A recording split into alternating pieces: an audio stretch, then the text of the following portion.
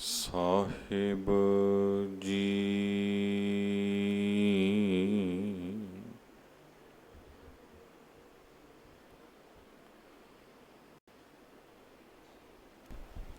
ਡੰਡੌਤ ਬੰਦਨ ਅਨੇਕ ਬਾਰ,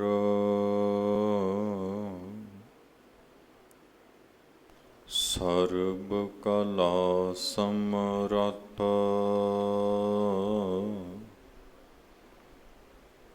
ਡੋਲਣ ਤੇ ਰਾਖੋ ਪ੍ਰਭੂ।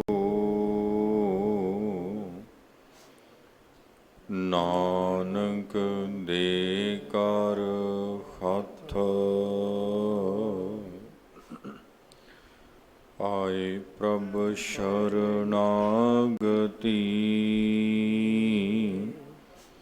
ਕਿਰਪਾ ਨਿੰਦ ਦਇਆਲ ਏਕ ਅਖਰ ਹਰ ਮਨ ਬਸਤ। ਨਾਨਕ ਹੋਤ ਨਿਹਾਲ ਸਗਲ ਦਵਾਰ ਕਉ ਛਾੜ ਕੈ ਗਹਿਉ ਤੁਹਾਰੋ ਦਵਾਰ। ਬਾਹ ਗਹੇ ਕੀ ਲਾਜ ਅਸ ਗੋਬਿੰਦ ਦਾਸ ਤੁਹਾਰ। ਬਾਹ ਗਹੇ ਕੀ ਲਾਜ ਅਸ ਗੋਬਿੰਦ ਦਾਸ ਤੁਹਾਰ। ਸਤਨਾਮ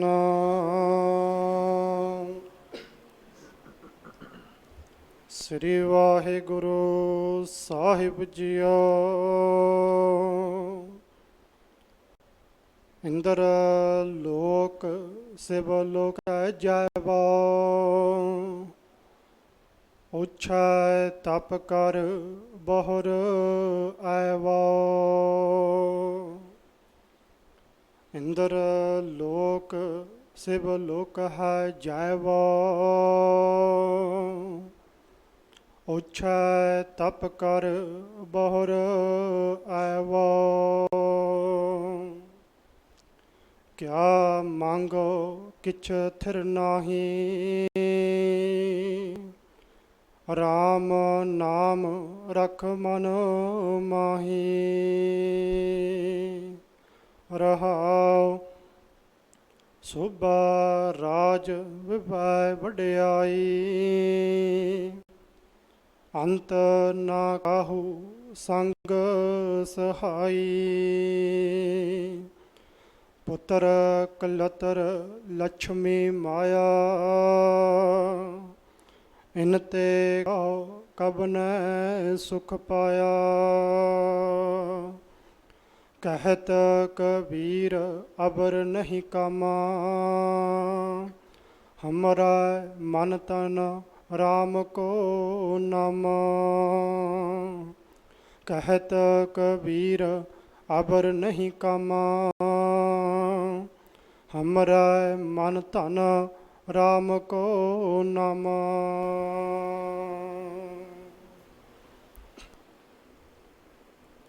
ਪਰਮ ਸਨਮਾਨਯੋਗ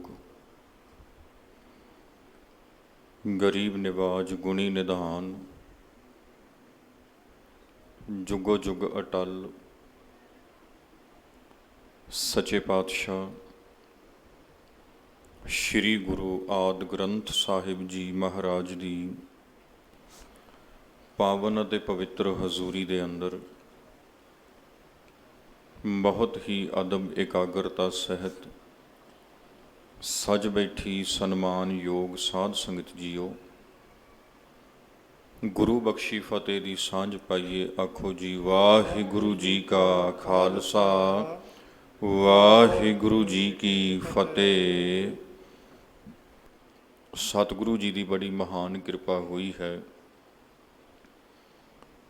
ਪਾਤਸ਼ਾਹ ਜੀ ਦੇ ਪਾਵਨ ਦਰਬਾਰ ਸਾਹਿਬ ਦੇ ਅੰਦਰ ਜੁੜ ਮਿਲ ਕੇ ਸਤ ਸੰਗਤ ਕਰਨ ਦਾ ਸੁਭਾਗ ਪ੍ਰਾਪਤ ਹੋਇਆ ਹੈ। ਜਿਵੇਂ ਆਪ ਸਾਰੀ ਸੰਗਤ ਜਾਣਦੇ ਹੋ, ਸ਼ਾਮ ਦੇ ਦੀਵਾਨ ਵਿੱਚ ਆਪਾਂ ਭਗਤ ਬਾਣੀ ਦੀ ਵਿਚਾਰ ਸ੍ਰੀ ਗੁਰੂ ਗ੍ਰੰਥ ਸਾਹਿਬ ਜੀ ਦੇ ਵਿੱਚੋਂ ਸਾਂਝੀ ਕਰਦੇ ਆ ਰਹੇ ਹਾਂ। ਪ੍ਰਕਰਨ ਧਨਾਸਰੀ ਰਾਗ ਦੇ ਵਿੱਚੋਂ ਭਗਤ ਕਬੀਰ ਜੀ ਦੇ ਸ਼ਬਦਾਂ ਦਾ ਚੱਲ ਰਿਹਾ ਹੈ। ਭਗਤ ਕਬੀਰ ਜੀ ਦੇ ਕਰੀਬ 5 ਸ਼ਬਦ ਆਪਾਂ ਨੂੰ ਧਨਾਸਰੀ ਰਾਗ ਦੇ ਵਿੱਚ ਪ੍ਰਾਪਤ ਹੁੰਦੇ ਹਨ ਤੇ ਇਹਨਾਂ ਸ਼ਬਦਾਂ ਦੇ ਵਿੱਚੋਂ ਪ੍ਰਕਰਨ ਭਗਤ ਕਬੀਰ ਜੀ ਨੇ ਇੱਕੋ ਹੀ ਲਿਆ ਹੈ, ਉਹ ਹੈ ਸੰਸਾਰ ਦੀ ਨਾਸ਼ਵਾਨਤਾ ਦਾ। ਬ੍ਰਹਿਮੰਡ ਜੋ ਆਪਾਂ ਵੇਖਦੇ ਹਾਂ ਨਾ, ਜਿਹਨੂੰ ਬ੍ਰਹਮ ਪਸਾਰਾ ਵੀ ਕਹਿ ਦਿੱਤਾ ਜਾਂਦਾ, ਸਭ ਨਾਨਕ ਬ੍ਰਹਮ ਪਸਾਰੋ, ਇਹ ਜੋ ਬ੍ਰਹਿਮੰਡ ਹੈ, ਇਸ ਵਿੱਚ ਬਣਿਆ ਹੋਇਆ ਜੋ ਕੁੱਲ ਆਕਾਰ ਨੇ, ਜੋ ਵੀ ਆਪਾਂ ਵੇਖਦੇ ਹਾਂ ਸਾਧ ਸੰਗਤ, ਇਹ ਸਾਰੇ ਪਸਾਰੇ ਨੂੰ ਸਤਿਗੁਰੂ ਜੀ ਨਾਸ਼ਵਾਨ ਮੰਨਦੇ ਨੇ। ਗੁਰੂ ਸਾਹਿਬ ਆਪਾਂ ਨੂੰ ਦੱਸਦੇ ਨੇ ਬਈ ਜੋ ਉਪਜਿਓ ਸੋ ਬਿਨਸ ਹੈ, ਪਰੋ ਆਜ ਕੈ ਕਾਲ। ਜੋ ਬਣਿਆ ਹੈ, ਜਿੰਨੇ ਆਕਾਰ ਹਨ, ਇਹ ਸਾਰੇ ਬਿਨਸਨਹਾਰ ਹਨ, ਇਹ ਸਾਰੇ ਖਤਮ ਹੋਣ ਵਾਲੇ ਹਨ, ਮਿਟਣ ਵਾਲੇ ਹਨ। ਤੇ ਇਹ ਸਾਰੇ ਦੇ ਸਾਰੇ ਆਕਾਰ ਇੱਕ ਹੁਕਮ ਦੇ ਵਿੱਚ ਬਣੇ ਹਨ, ਰਜ਼ਾ ਵਿੱਚ ਬਣੇ ਹਨ। ਹੁਕਮੀ ਹੋਵਨ ਆਕਾਰ ਹੁਕਮ ਨਾ ਕਹਿਆ ਜਾਈ, ਹੁਕਮੀ ਹੋਵਨ ਜੀ ਹੁਕਮ ਮਿਲੈ ਵਡਿਆਈ। ਹੁਕਮੀ ਉਤਮ ਨੀਚ ਹੁਕਮ ਲਿਖ ਦੁੱਖ ਸੁਖ ਪਾਈਐ, ਇਕ ਨਾ ਹੁਕਮੀ ਬਖਸ਼ੀਸ਼ ਇਕ ਹੁਕਮੀ ਸਦਾ ਭਵਾਈਐ। ਹੁਕਮੈ ਅੰਦਰ ਸਭ ਕੋ ਬਾਹਰ ਹੁਕਮ ਨ ਕੋਏ, ਨਾਨਕ ਹੁਕਮੈ ਜੇ ਬੁਝੈ ਤਾ ਹਉਮੈ ਕਹੈ ਨਾ ਕੋਏ। ਜਿੰਨਾ ਵੀ ਆਕਾਰ ਹੈ, ਜਿੰਨਾ ਵੀ ਪਦਾਰਥ ਦਾ ਪਸਾਰਾ ਹੈ, ਇਹ ਸਾਰੇ ਪਸਾਰੇ ਨੇ ਸਮੇਂ ਦੇ ਨਾਲ ਮਿਟ ਜਾਣਾ ਹੈ। ਤੇ ਇਹਦੇ ਵਿੱਚ ਸਾਧ ਸੰਗਤ ਜੀਵਤ ਜੀਵ ਵੀ ਹਾਂ ਆਪਾਂ, ਇਨਸਾਨ, ਮਨੁੱਖ, ਤੇ ਮਨੁੱਖਾਂ ਤੋਂ ਬਿਨਾਂ ਹੋਰ ਵੀ ਸ਼੍ਰੇਣੀਆਂ ਹਨ, ਹੋਰ ਵੀ ਜੀਵ ਹਨ। ਲੱਖਾਂ ਦੀ ਤਾਦਾਦ ਵਿੱਚ ਜੀਵਤ ਜੀਵਾਂ ਦੀਆਂ ਵੱਖ-ਵੱਖ ਪ੍ਰਜਾਤੀਆਂ ਇਸ ਧਰਤੀ ਦੇ ਉੱਪਰ ਪਾਈਆਂ ਜਾਂਦੀਆਂ ਨੇ। ਪਾਣੀ ਵਿੱਚ ਰਹਿਣ ਵਾਲੇ ਕਿੰਨੇ ਪ੍ਰਕਾਰ ਦੇ ਜੀਵ ਹਨ, ਕਿੰਨੇ ਪ੍ਰਕਾਰ ਦੀਆਂ ਮੱਛਲੀਆਂ ਹਨ। ਹਵਾ ਵਿੱਚ ਉੱਡਣ ਵਾਲੇ ਕਿੰਨੇ ਪ੍ਰਕਾਰ ਦੇ ਜੀਵ ਹਨ। ਧਰਤੀ ਦੇ ਉੱਪਰ ਰਹਿਣ ਵਾਲੇ ਕਿੰਨੇ ਪ੍ਰਕਾਰ ਦੇ ਜੀਵ ਹਨ। ਸੋ ਇਹ ਬਹੁਤ ਵੱਡਾ ਇੱਕ ਅੰਕੜਾ ਹੈ। ਇਹਨਾਂ ਸਾਰਿਆਂ ਦੀ ਗਿਣਤੀ ਤੇ ਸੰਭਵ ਹੈ ਹੀ ਨਹੀਂ ਸਾਧ ਸੰਗਤ, ਤੇ ਨਾ ਹੀ ਹਾਲੇ ਤੱਕ ਹੋ ਸਕੀ ਹੈ। ਇੱਕ ਮੋਟਾ ਜਿਹਾ ਅੰਕੜਾ 84 ਲੱਖ ਦਾ ਭਾਰਤੀ ਸੰਸਕ੍ਰਿਤੀ ਦੇ ਵਿੱਚ ਮੰਨਿਆ ਜਾ ਚੁੱਕਿਆ ਸੀ, ਪਰ ਇਹ 84 ਲੱਖ ਇੱਕ ਮੋਹਰ ਨਹੀਂ ਆ ਬਈ 84 ਲੱਖ ਇੱਕ ਨਹੀਂ ਹੋ ਸਕਦੇ ਜਾਂ 83,999,999 ਨਹੀਂ ਹੋ ਸਕਦੇ। ਇਹ ਨਹੀਂ, ਇਸ ਪ੍ਰਕਾਰ ਨਹੀਂ ਹੈਗਾ। ਇਹ ਵਾਧਾ ਘਾਟਾ ਇਹਦੇ 'ਚ ਹੋ ਸਕਦਾ, ਕਿਉਂਕਿ ਗੁਰਮਤਿ ਨੇ ਪੱਕੀ ਸੰਖਿਆ ਦੇ ਉੱਪਰ ਮੋਹਰ ਨਹੀਂ ਲਾਈ। ਗੁਰਮਤਿ ਨੇ ਬ੍ਰਹਮ ਪਸਾਰੇ ਨੂੰ ਅਸੀਮ ਮੰਨਿਆ ਹੈ।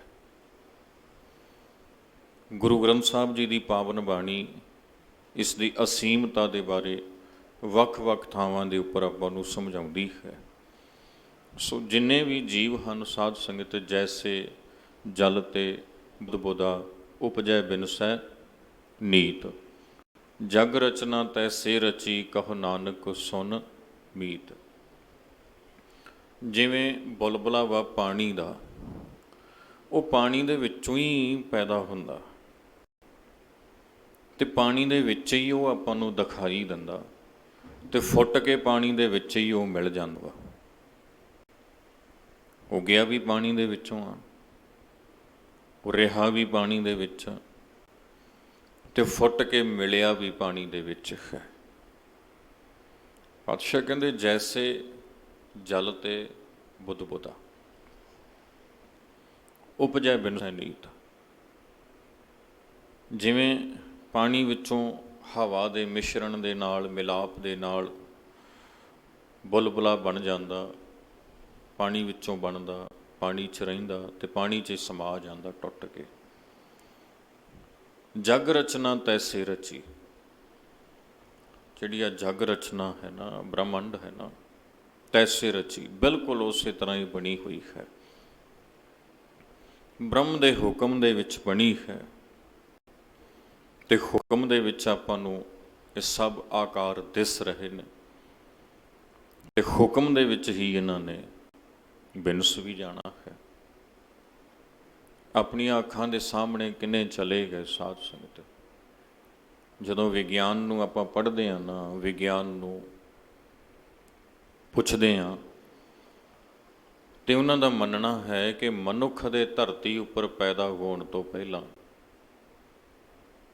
ਇੱਥੇ ਕਈ ਪ੍ਰਕਾਰ ਦੇ ਇਹੋ ਜਿਹੇ ਜੀਵ ਰਹਿੰਦੇ ਸਨ ਜਿਨ੍ਹਾਂ ਦਾ ਨਾਮੋ ਨਿਸ਼ਾਨ ਨਹੀਂ ਹੈਗਾ, ਮਿਟ ਗਏ, ਸਦਾ ਲਈ ਮਿਟ ਗਏ। ਕਦੀ ਸਨ ਧਰਤੀ ਉੱਪਰ ਇੱਕ ਬੜੀ ਵੱਡੀ ਮਿੱਥ ਹੈ ਡਾਇਨਾਸੌਰ ਦੇ ਬਾਰੇ। ਕਈ ਪ੍ਰਕਾਰ ਦੀਆਂ ਉਹਦੀਆਂ ਹੱਡੀਆਂ ਤੇ ਕੰਕਾਲ ਦਾਅਵਾ ਕੀਤਾ ਜਾਂਦਾ ਬਈ ਮਿਲੇ ਨੇ। ਜੇ ਹੋਣਗੇ ਵੀ ਤੇ ਕਿਸੇ ਸਮੇਂ ਹੋਣਗੇ, ਪਰ ਅੱਜ ਤੇ ਉਹਨਾਂ ਦਾ ਵਜੂਦ ਇਹ ਖਤਮ ਹੋ ਚੁੱਕਿਆ ਨਾ। ਇੱਕ ਉਹ ਪ੍ਰਜਾਤੀ ਜੋ ਕਿਸੇ ਸਮੇਂ ਧਰਤੀ ਦਾ ਸਭ ਤੋਂ ਵੱਡਾ ਜੀਵ ਸੀ ਤੇ ਅੱਜ ਨਹੀਂ ਹੈ, ਮਿਟ ਜਾਂਦਾ। ਬੜਾ ਕੁਝ ਬਣਦਾ ਤੇ ਖਤਮ ਹੋ ਜਾਂਦਾ, ਸਦਾ ਲਈ ਖਤਮ ਹੋ ਜਾਂਦਾ। ਸਾਧ ਸੰਗਤ ਇਹ ਧਰਤੀਆਂ ਵੀ ਮਹਾਰਾਜ ਕਹਿੰਦੇ ਨੇ ਕਈ ਵਾਰ ਪਸਰਿਓ ਪਾਸਾਰ, ਸਦਾ ਸਦਾ ਇੱਕ ਏਕੰਕਾਰ। ਕਿੰਨੇ ਵਾਰ ਬਣਿਆ ਤੇ ਕਿੰਨੇ ਵਾਰ ਮਿਟਿਆ ਹੈ।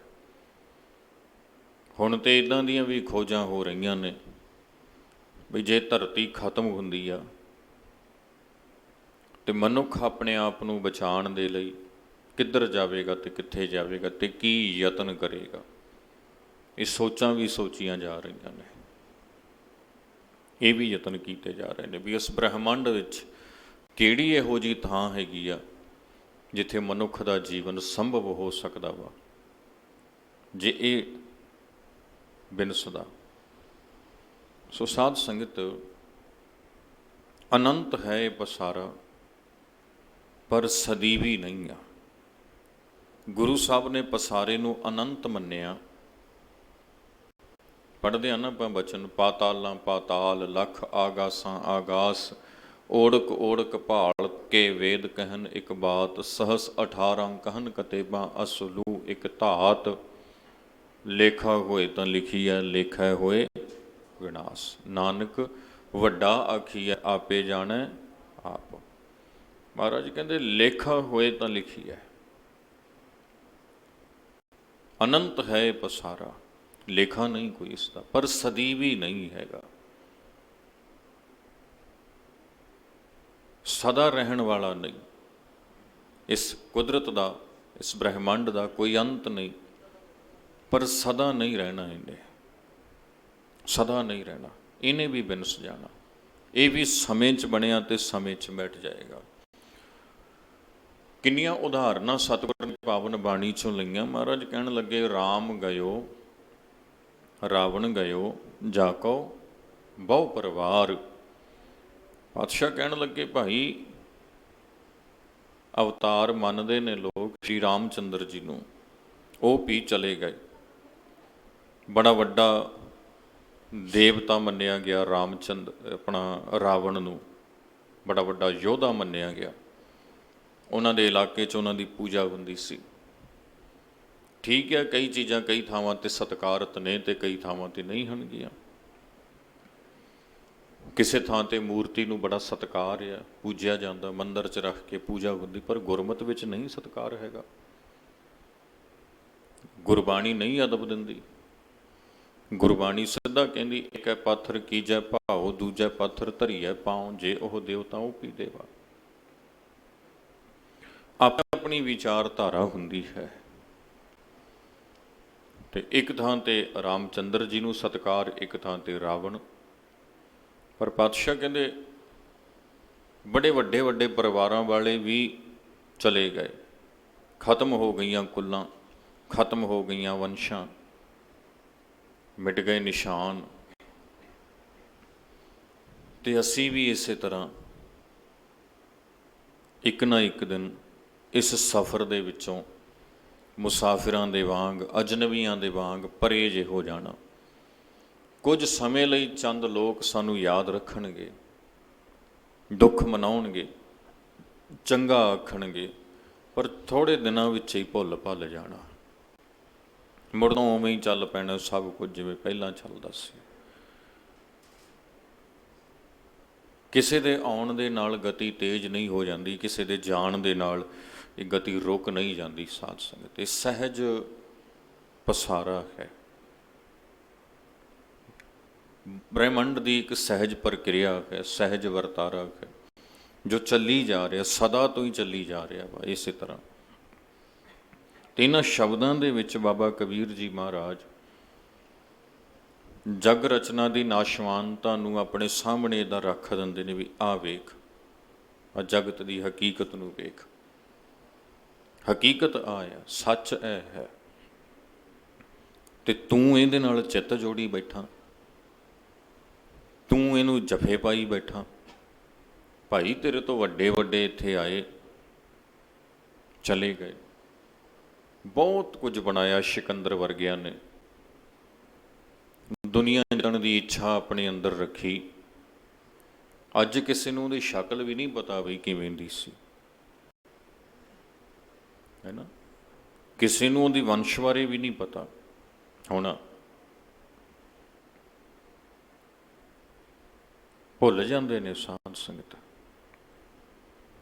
ਯਾਦ ਰੱਖਿਆ ਜਾਂਦਾ। ਤੇ ਪਾਤਸ਼ਾਹ ਕਹਿੰਦੇ ਨਾਮ ਰਹਿਓ ਸਾਧੂ ਰਹਿਓ, ਰਹਿਓ ਗੁਰ ਗੋਬਿੰਦ, ਕਹੋ ਨਾਨਕ ਇਹ ਜਗਤ ਮੈਂ ਕਿਨ ਜਪਿਓ ਗੁਰਮੰਤ। ਸਦਾ ਕੌਣ ਰਹਿੰਦਾ? ਸਦਾ ਰਹਿਣ ਵਾਲਾ ਹੈ ਪਰਮੇਸ਼ਰ, ਉਸ ਦਾ ਨਾਮ। ਤੇ ਜੋ ਅਕਾਲ ਪੁਰਖ ਅਤੇ ਅਕਾਲ ਪੁਰਖ ਦੇ ਨਾਮ ਨਾਲ ਜੁੜਦੇ ਨੇ ਨਾ, ਉਹ ਵੀ ਸਦਾ ਯਾਦ ਰੱਖੇ ਜਾਂਦੇ ਨੇ। ਬਾਬਾ ਕਬੀਰ ਜੀ ਦੇ ਆਲੇ ਦੁਆਲੇ ਕੌਣ ਸੀ ਨਹੀਂ ਪਤਾ, ਪਰ ਉਹ ਅੱਜ ਵੀ ਯਾਦ ਨੇ ਤੇ ਸਦਾ ਯਾਦ ਰਹਿਣਗੇ। ਬਾਬਾ ਨਾਮਦੇਵ ਜੀ ਦੇ ਖੱਬੇ ਪਾਸੇ ਕਿਹਦਾ ਘਰ ਸੀ, ਸੱਜੇ ਪਾਸੇ ਕਿਹਦਾ ਘਰ ਸੀ ਨਹੀਂ ਪਤਾ। ਉਹਨਾਂ ਦੇ ਚਾਚੇ ਤਾਇਆਂ ਦੇ ਨਾਮ ਨਹੀਂ ਪਤਾ ਕਿਸੇ ਨੂੰ, ਉਹਨਾਂ ਦੇ ਦਾਦੇ ਪੜਦਾਦੇ ਬਾਰੇ ਨਹੀਂ ਪਤਾ ਕਿਸੇ ਨੂੰ, ਪਰ ਬਾਬਾ ਨਾਮਦੇਵ ਜੀ ਨੂੰ ਜਾਣਦੇ ਨੇ। ਤੇ ਸਦਾ ਤੱਕ ਉਹਨਾਂ ਦੀ ਵਡਿਆਈ ਰਹੇਗੀ। ਕਿਉਂ ਰਹੇਗੀ? ਕਿਨ ਜਪਿਓ ਗੁਰਮੰਤ, ਇਹਦੇ ਕਰਕੇ ਰਹੇਗੀ। ਸੋ ਸਾਧ ਸੰਗਤ ਜੀ, ਇਹ ਸਾਰੀ ਨਾਸ਼ਵਾਨਤਾ ਗੁਰੂ ਸਾਹਿਬ ਨੇ ਆਪਣੇ ਸਾਹਮਣੇ ਰੱਖੀ। ਇੱਥੇ ਦੋ ਚੀਜ਼ਾਂ ਸਮਝਣ ਵਾਲੀਆਂ ਨੇ। ਇੱਕ, ਇਹ ਜੋ ਬ੍ਰਹਿਮੰਡ ਦੇ ਆਕਾਰ ਨੇ ਵੱਖੋ ਵੱਖਰੇ, ਸਾਰੇ ਬਿਨਸਨਹਾਰ ਨੇ। ਦੂਸਰੀ ਗੱਲ, ਸਤਿਗੁਰੂ ਨੇ ਇਹਨਾਂ ਦੀ ਨਾਸ਼ਵਾਨਤਾ ਆਪਣੇ ਸਾਹਮਣੇ ਰੱਖ ਕੇ ਆਪਣੇ ਸਿੱਖਾਂ ਨੂੰ ਜਗਤ ਤੋਂ, ਸੰਸਾਰ ਤੋਂ ਉਪਰਾਮ ਨਹੀਂ ਕੀਤਾ। ਇਹ ਬੜੀ ਕਮਾਲ ਦੀ ਗੱਲ ਆ। ਮਹਾਰਾਜ ਕਹਿੰਦੇ ਰਹੀ ਪਰਿਵਾਰ 'ਚ ਪਰ ਇਹ ਚੇਤੇ ਰੱਖੀ ਇਹਨੇ ਸਦਾ ਨਹੀਂ ਰਹਿਣਾ। ਰਹੀ ਘਰ 'ਚ ਪਰ ਇਹ ਯਾਦ ਰੱਖੀ ਇਹਨੇ ਸਦਾ ਨਹੀਂ ਰਹਿਣਾ। ਰਹਿਣਾ ਸੰਸਾਰ ਵਿੱਚ ਆ, ਪਰ ਇਹ ਯਾਦ ਰੱਖਣਾ ਵੀ ਇਹ ਬਿਨਸਨਹਾਰ ਆ। ਤੂੰ ਪਰਿਵਾਰ ਛੱਡ ਕੇ ਨਹੀਂ ਜਾਣਾ। ਜੇ ਤੂੰ ਇਹ ਸੋਚ ਲਿਆ ਨਾ ਤੇ ਕਿਤੇ ਛੱਡ ਕੇ ਚਲਾ ਜਾਏ। ਗੁਰੂ ਅਮਰਦਾਸ ਜੀ ਦੇ ਸਮੇਂ ਇੱਕ ਆਉਂਦੀ ਨਾ ਸਾਖੀ, ਕਿਉਂਕਿ ਗੁਰਬਾਣੀ ਨੂੰ ਸਾਧ ਸੰਗਤ ਜਦੋਂ ਆਪਾਂ ਪੜ੍ਹਦੇ ਹਾਂ ਨਾ, ਤੇ ਕਈ ਲੋਕੀ ਆਪਣੇ ਮੁਤਾਬਕ ਗੁਰਬਾਣੀ ਦੀ ਸਮਝ ਲੈਣੀ ਸ਼ੁਰੂ ਕਰ ਦਿੰਦੇ ਨੇ। ਗੁਰਬਾਣੀ ਦੇ ਵਿੱਚੋਂ ਸਤਿਗੁਰੂ ਆਪਾਂ ਨੂੰ ਕੀ ਸਮਝਾ ਰਹੇ ਨੇ, ਉਹ ਸਾਰੇ ਦਾ ਸਾਰਾ ਵਰਤਾਰਾ ਨਹੀਂ ਸਮਝਣ ਦੀ ਕੋਸ਼ਿਸ਼ ਕਰਦੇ।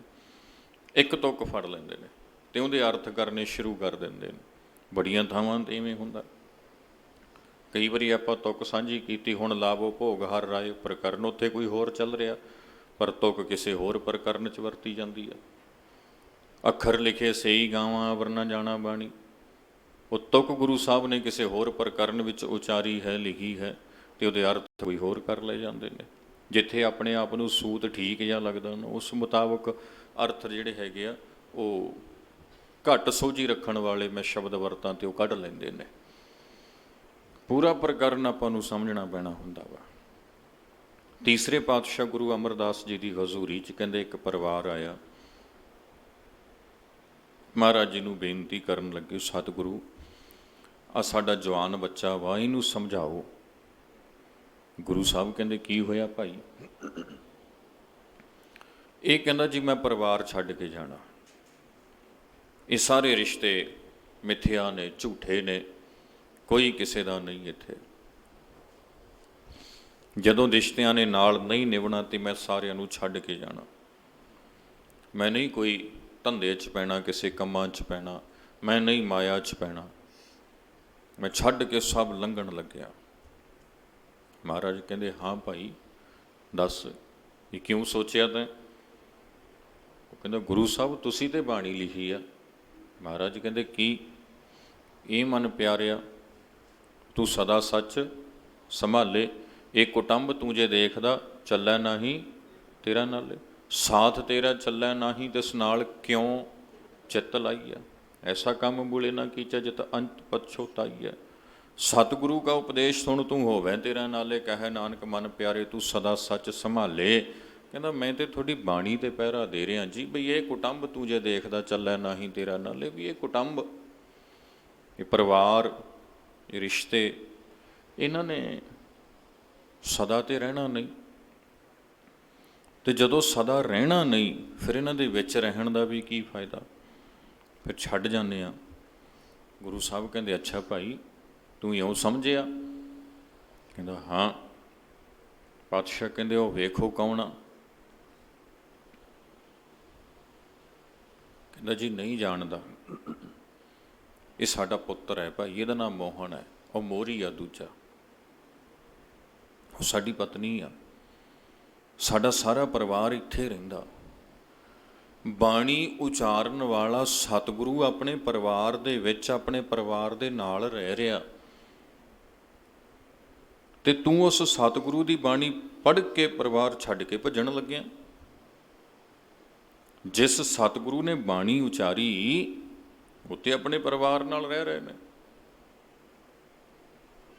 ਤੇ ਤੂੰ ਸਤਿਗੁਰੂ ਦੀ ਬਾਣੀ ਨੂੰ ਪੜ੍ਹ ਕੇ ਸਮਝ ਇਸ ਰੂਪ 'ਚ ਰਿਹਾ ਵੀ ਪਰਿਵਾਰ ਛੱਡ ਕੇ ਭੱਜਣ ਦੀ ਕੋਸ਼ਿਸ਼ ਕਰ ਰਿਹਾ। ਨਹੀਂ, ਤੂੰ ਸਦਾ ਸੱਚ ਸੰਭਾਲੇ ਨੂੰ ਸਮਝ। ਇਹ ਕੁਟੰਬ ਤੂੰ ਜੇ ਦੇਖਦਾ ਚੱਲੈ ਨਾਹੀਂ ਤੇਰਾ ਨਾਲੇ, ਇਹ ਕਿਉਂ ਲਿਖਿਆ ਇਹ ਸਮਝ। ਸਾਥ ਤੇਰਾ ਚੱਲੈ ਨਾਹੀਂ ਤਿਸ ਨਾਲ ਕਿਉਂ ਚਿੱਤ ਲਾਈਐ, ਇਹ ਵੀ ਤਾਂ ਦੱਸਿਆ ਨਾ। ਚਿੱਤ ਨਹੀਂ ਲਾਉਣਾ, ਇਹਨਾਂ ਨੇ ਸਦਾ ਨਹੀਂ ਰਹਿਣਾ। ਇਉਂ ਸਮਝ ਵੀ ਜਿਸ ਪਰਿਵਾਰ 'ਚ, ਜਿਸ ਆਲੇ ਦੁਆਲੇ 'ਚ ਮੈਂ ਰਹਿ ਰਿਹਾ ਨਾ, ਜਿਹੜੇ ਅੱਜ ਮੇਰੇ ਸਹਾਈ ਨੇ, ਮੈਨੂੰ ਭੁੱਖ ਲੱਗਦੀ ਹੈ ਤੇ ਭੋਜਨ ਬਣਾ ਕੇ ਦੇ ਦਿੰਦੀ ਹੈ ਮੇਰੀ ਮਾਂ, ਰੋਟੀ ਖਾਣ ਵੇਲੇ ਇਹ ਵੀ ਚੇਤਾ ਰੱਖੀ ਵੀ ਇਹਨੇ ਰਹਿਣਾ ਨਹੀਂ ਸਦਾ। ਪੈਸੇ ਮੰਗਦਾ ਨਾ ਤੇ ਬਾਪੂ ਜੇਬ 'ਚੋਂ ਕੱਢ ਕੇ ਦੇ ਦਿੰਦਾ, ਇਹ ਵੀ ਚੇਤਾ ਰੱਖੀ ਸਦਾ ਨਹੀਂ ਮਿਲਦੇ, ਸਦਾ ਨਹੀਂ ਰਹਿਣਾ। ਰਹਿਣਾ ਪਰਿਵਾਰ 'ਚ ਹੈ, ਪਰ ਇਹ ਯਾਦ ਰੱਖਣਾ ਵੀ ਇਹ ਰਿਸ਼ਤੇ ਸਦਾ ਰਹਿਣੇ ਨਹੀਂ। ਤੇ ਜਦੋਂ ਇਸ ਰੂਪ 'ਚ ਆਪਣੇ ਪਰਿਵਾਰ 'ਚ ਰਹੋਗੇ ਨਾ, ਫਿਰ ਤੁਹਾਡੇ ਰਹਿਣ ਦਾ ਤਰੀਕਾ ਤੇ ਭਾਵਨਾ, ਉਹ ਸਾਰੀਆਂ ਚੀਜ਼ਾਂ ਬਦਲ ਜਾਣਗੀਆਂ। ਆਪਣੇ ਨਿਆਣਿਆਂ ਨੂੰ ਚੇਤੇ ਰੱਖੀ, ਉਹਨਾਂ ਨੂੰ ਵੇਖੀ ਬਈ ਅੱਜ ਗੋਦੀ ਚੁੱਕਦਾ, ਅੱਜ ਖਿਡਾਉਣਾ, ਸਦਾ ਨਹੀਂ ਰਹਿਣੇ ਨਾ।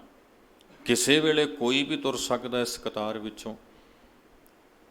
ਇਹ ਗੱਲ ਆਪਣੇ ਮਨ 'ਚ ਦ੍ਰਿੜ ਕਰਕੇ ਰੱਖ। ਰਹਿਣਾ ਪਰਿਵਾਰ 'ਚ, ਪਰ ਆਪਣੇ ਮਨ ਨੂੰ ਬਦਲ ਥੋੜਾ, ਆਪਣੇ ਮਨ ਦਾ ਦ੍ਰਿਸ਼ਟੀਕੋਣ ਬਦਲ ਇਹਦੇ ਪ੍ਰਤੀ, ਤੇ ਫਿਰ ਇਹਦੇ ਵਿੱਚ ਰਹਿ, ਤੇ ਫਿਰ ਤੈਨੂੰ ਪਤਾ ਚੱਲੇਗਾ ਵੀ ਅਸਲੋਂ ਸਮਝਾਇਆ ਕੀ ਜਾ ਰਿਹਾ। ਇਸੇ ਲਈ ਸਤਿਗੁਰ ਨੇ ਬਾਣੀ ਦੇ ਵਿੱਚੋਂ ਕਿਰਪਾ ਕੀਤੀ ਨਾ, ਜੈਸੇ ਜਲ ਮੈਂ ਕਮਲ ਨਿਰਾਲਮ ਮੁਰਗਾਈ ਨੈ ਸਾਣੇ, ਸੁਰਤ ਸ਼ਬਦ ਭਵ ਸਾਗਰ ਤਰੀਐ ਨਾਨਕ ਨਾਮ ਬਖਾਣੇ। ਸੋ ਸਾਧ ਸੰਗਤ, ਗੁਰਮਤਿ ਦਾ ਜਿਹੜਾ ਫਲਸਫਾ ਆ ਨਾ, ਉਹ ਬਾਕੀ ਫਲਸਫਿਆਂ ਨਾਲੋਂ ਟੋਟਲੀ ਵੱਖਰਾ ਵਾ। ਸੱਚੇ ਪਾਤਸ਼ਾਹ ਜੀ ਦੀ ਪਾਵਨ ਬਾਣੀ ਨਾ ਤੇ ਸਾਨੂੰ ਪਦਾਰਥ ਦੇ ਮੋਹ ਵਿੱਚ ਪਾਉਂਦੀ ਆ, ਤੇ ਨਾ ਸਾਨੂੰ ਪਦਾਰਥ ਤੋਂ ਉਪਰਾਮ ਕਰਦੀ ਆ, ਨਾ ਪਰਿਵਾਰ ਦੇ ਜੰਜਾਲਾਂ ਦੇ ਵਿੱਚ ਉਲਝਾਉਂਦੀ ਆ, ਤੇ ਨਾ ਪਰਿਵਾਰ ਤੋਂ ਉਪਰਾਮ ਕਰਕੇ ਬਾਹਰ ਕੱਢ ਕੇ ਲੈ ਕੇ ਜਾਂਦੀ ਆ। ਸੱਚੇ ਪਾਤਸ਼ਾਹ ਜੀ ਸਾਨੂੰ ਇਸ ਰੂਪ 'ਚ ਰੱਖਦੇ ਨੇ ਵੀ ਆਪਣੇ ਘਰ ਪਰਿਵਾਰ 'ਚ ਰਹਿੰਦਾ ਹਕੀਕਤ ਨੂੰ ਨਾ ਐ ਸਾਹਮਣੇ ਰੱਖੀ ਆਪਣੇ, ਵੀ ਜੋ ਵੇਖ ਰਿਹਾ ਨਾ ਕਿਸੇ ਵੇਲੇ ਕੁਝ ਵੀ ਵਾਪਰ ਸਕਦਾ, ਕੋਈ ਵੀ ਜਾ ਸਕਦਾ।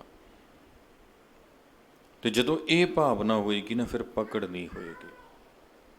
ਜਦੋਂ ਇਹ ਭਾਵਨਾ ਹੋਏਗੀ, ਫਿਰ ਉੱਥੇ ਪਰਿਵਾਰ 'ਚ ਰਹਿਣ ਦਾ ਤਰੀਕਾ ਕੋਈ ਹੋਰ ਹੋਏਗਾ, ਫਿਰ ਉੱਥੇ ਆਪਣੇ ਆਲੇ ਦੁਆਲੇ ਦੇ ਪ੍ਰਤੀ ਮਨ ਦਾ ਅਹਿਸਾਸ ਕੋਈ ਹੋਰ ਹੋਏਗਾ।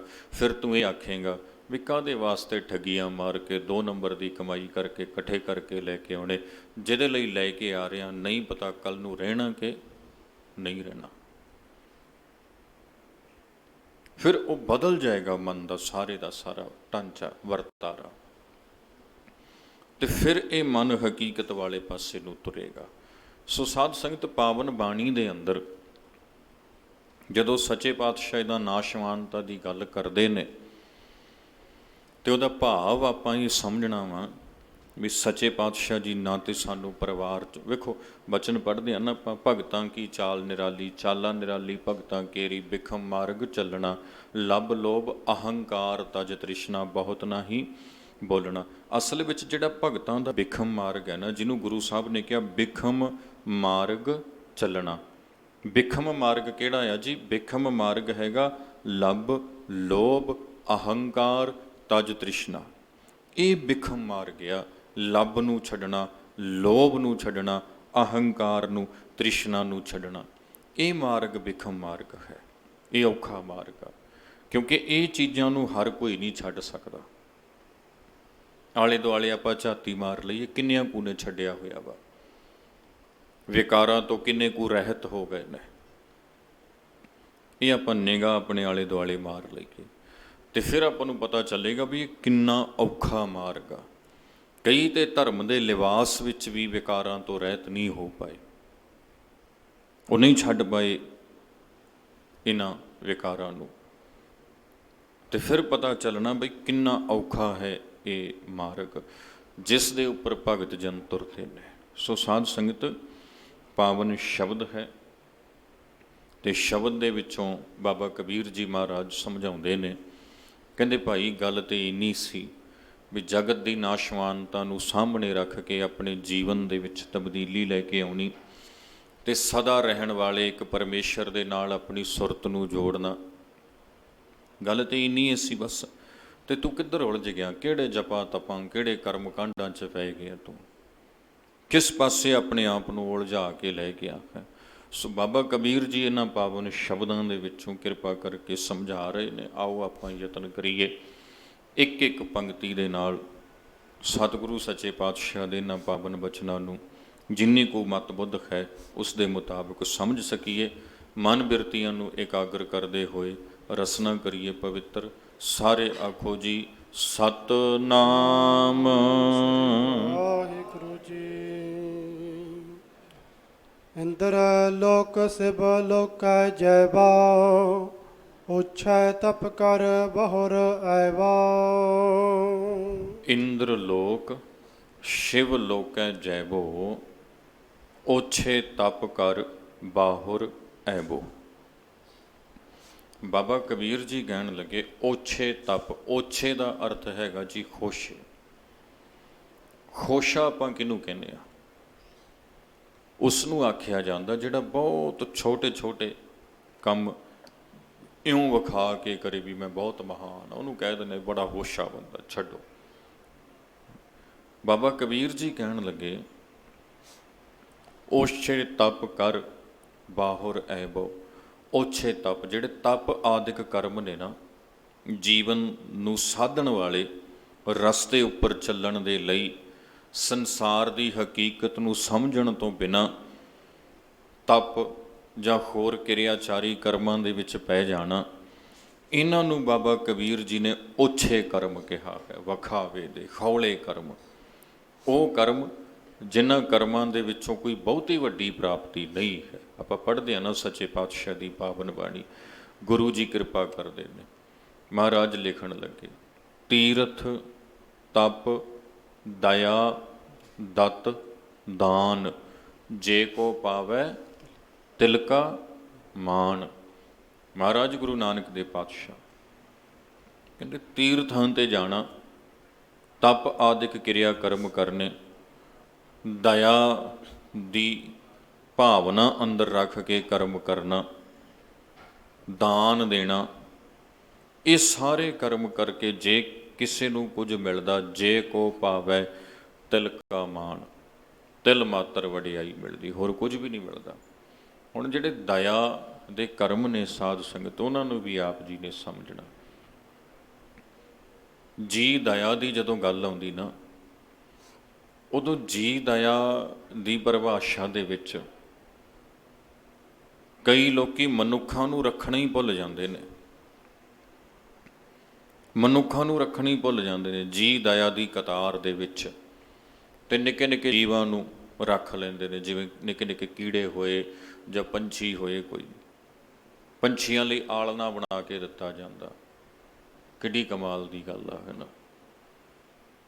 ਦਰਖਤ ਕੱਟ ਲਿਆ ਜਿਹਦੇ ਉੱਪਰ ਉਹਨੇ ਆਲਣਾ ਪਾਉਣਾ ਸੀ, ਜਿਹਦੀ ਛਾਂ 'ਚ ਉਹਨੇ ਬੈਠਣਾ ਸੀ, ਕੁਦਰਤ ਦਾ ਜਿਹੜਾ ਆਨੰਦ ਉਹਨੇ ਮਾਣਨਾ ਸੀ, ਉਹ ਤੇ ਕੱਟ ਲਏ, ਉਹ ਤੇ ਵੱਢ ਲਏ, ਤੇ ਹੁਣ ਲੱਕੜ ਦੇ ਨਿੱਕੇ ਨਿੱਕੇ ਆਰਟੀਫਿਸ਼ਲ ਆਲਣੇ ਬਣਾ ਕੇ ਉਹਨਾਂ ਨੂੰ ਦੇ ਦਿੱਤੇ ਵੀ ਲਓ ਇੱਥੇ, ਉਹ ਖੰਭਿਆਂ ਤੇ ਟੰਗ ਦਿੱਤੇ ਆਪਾਂ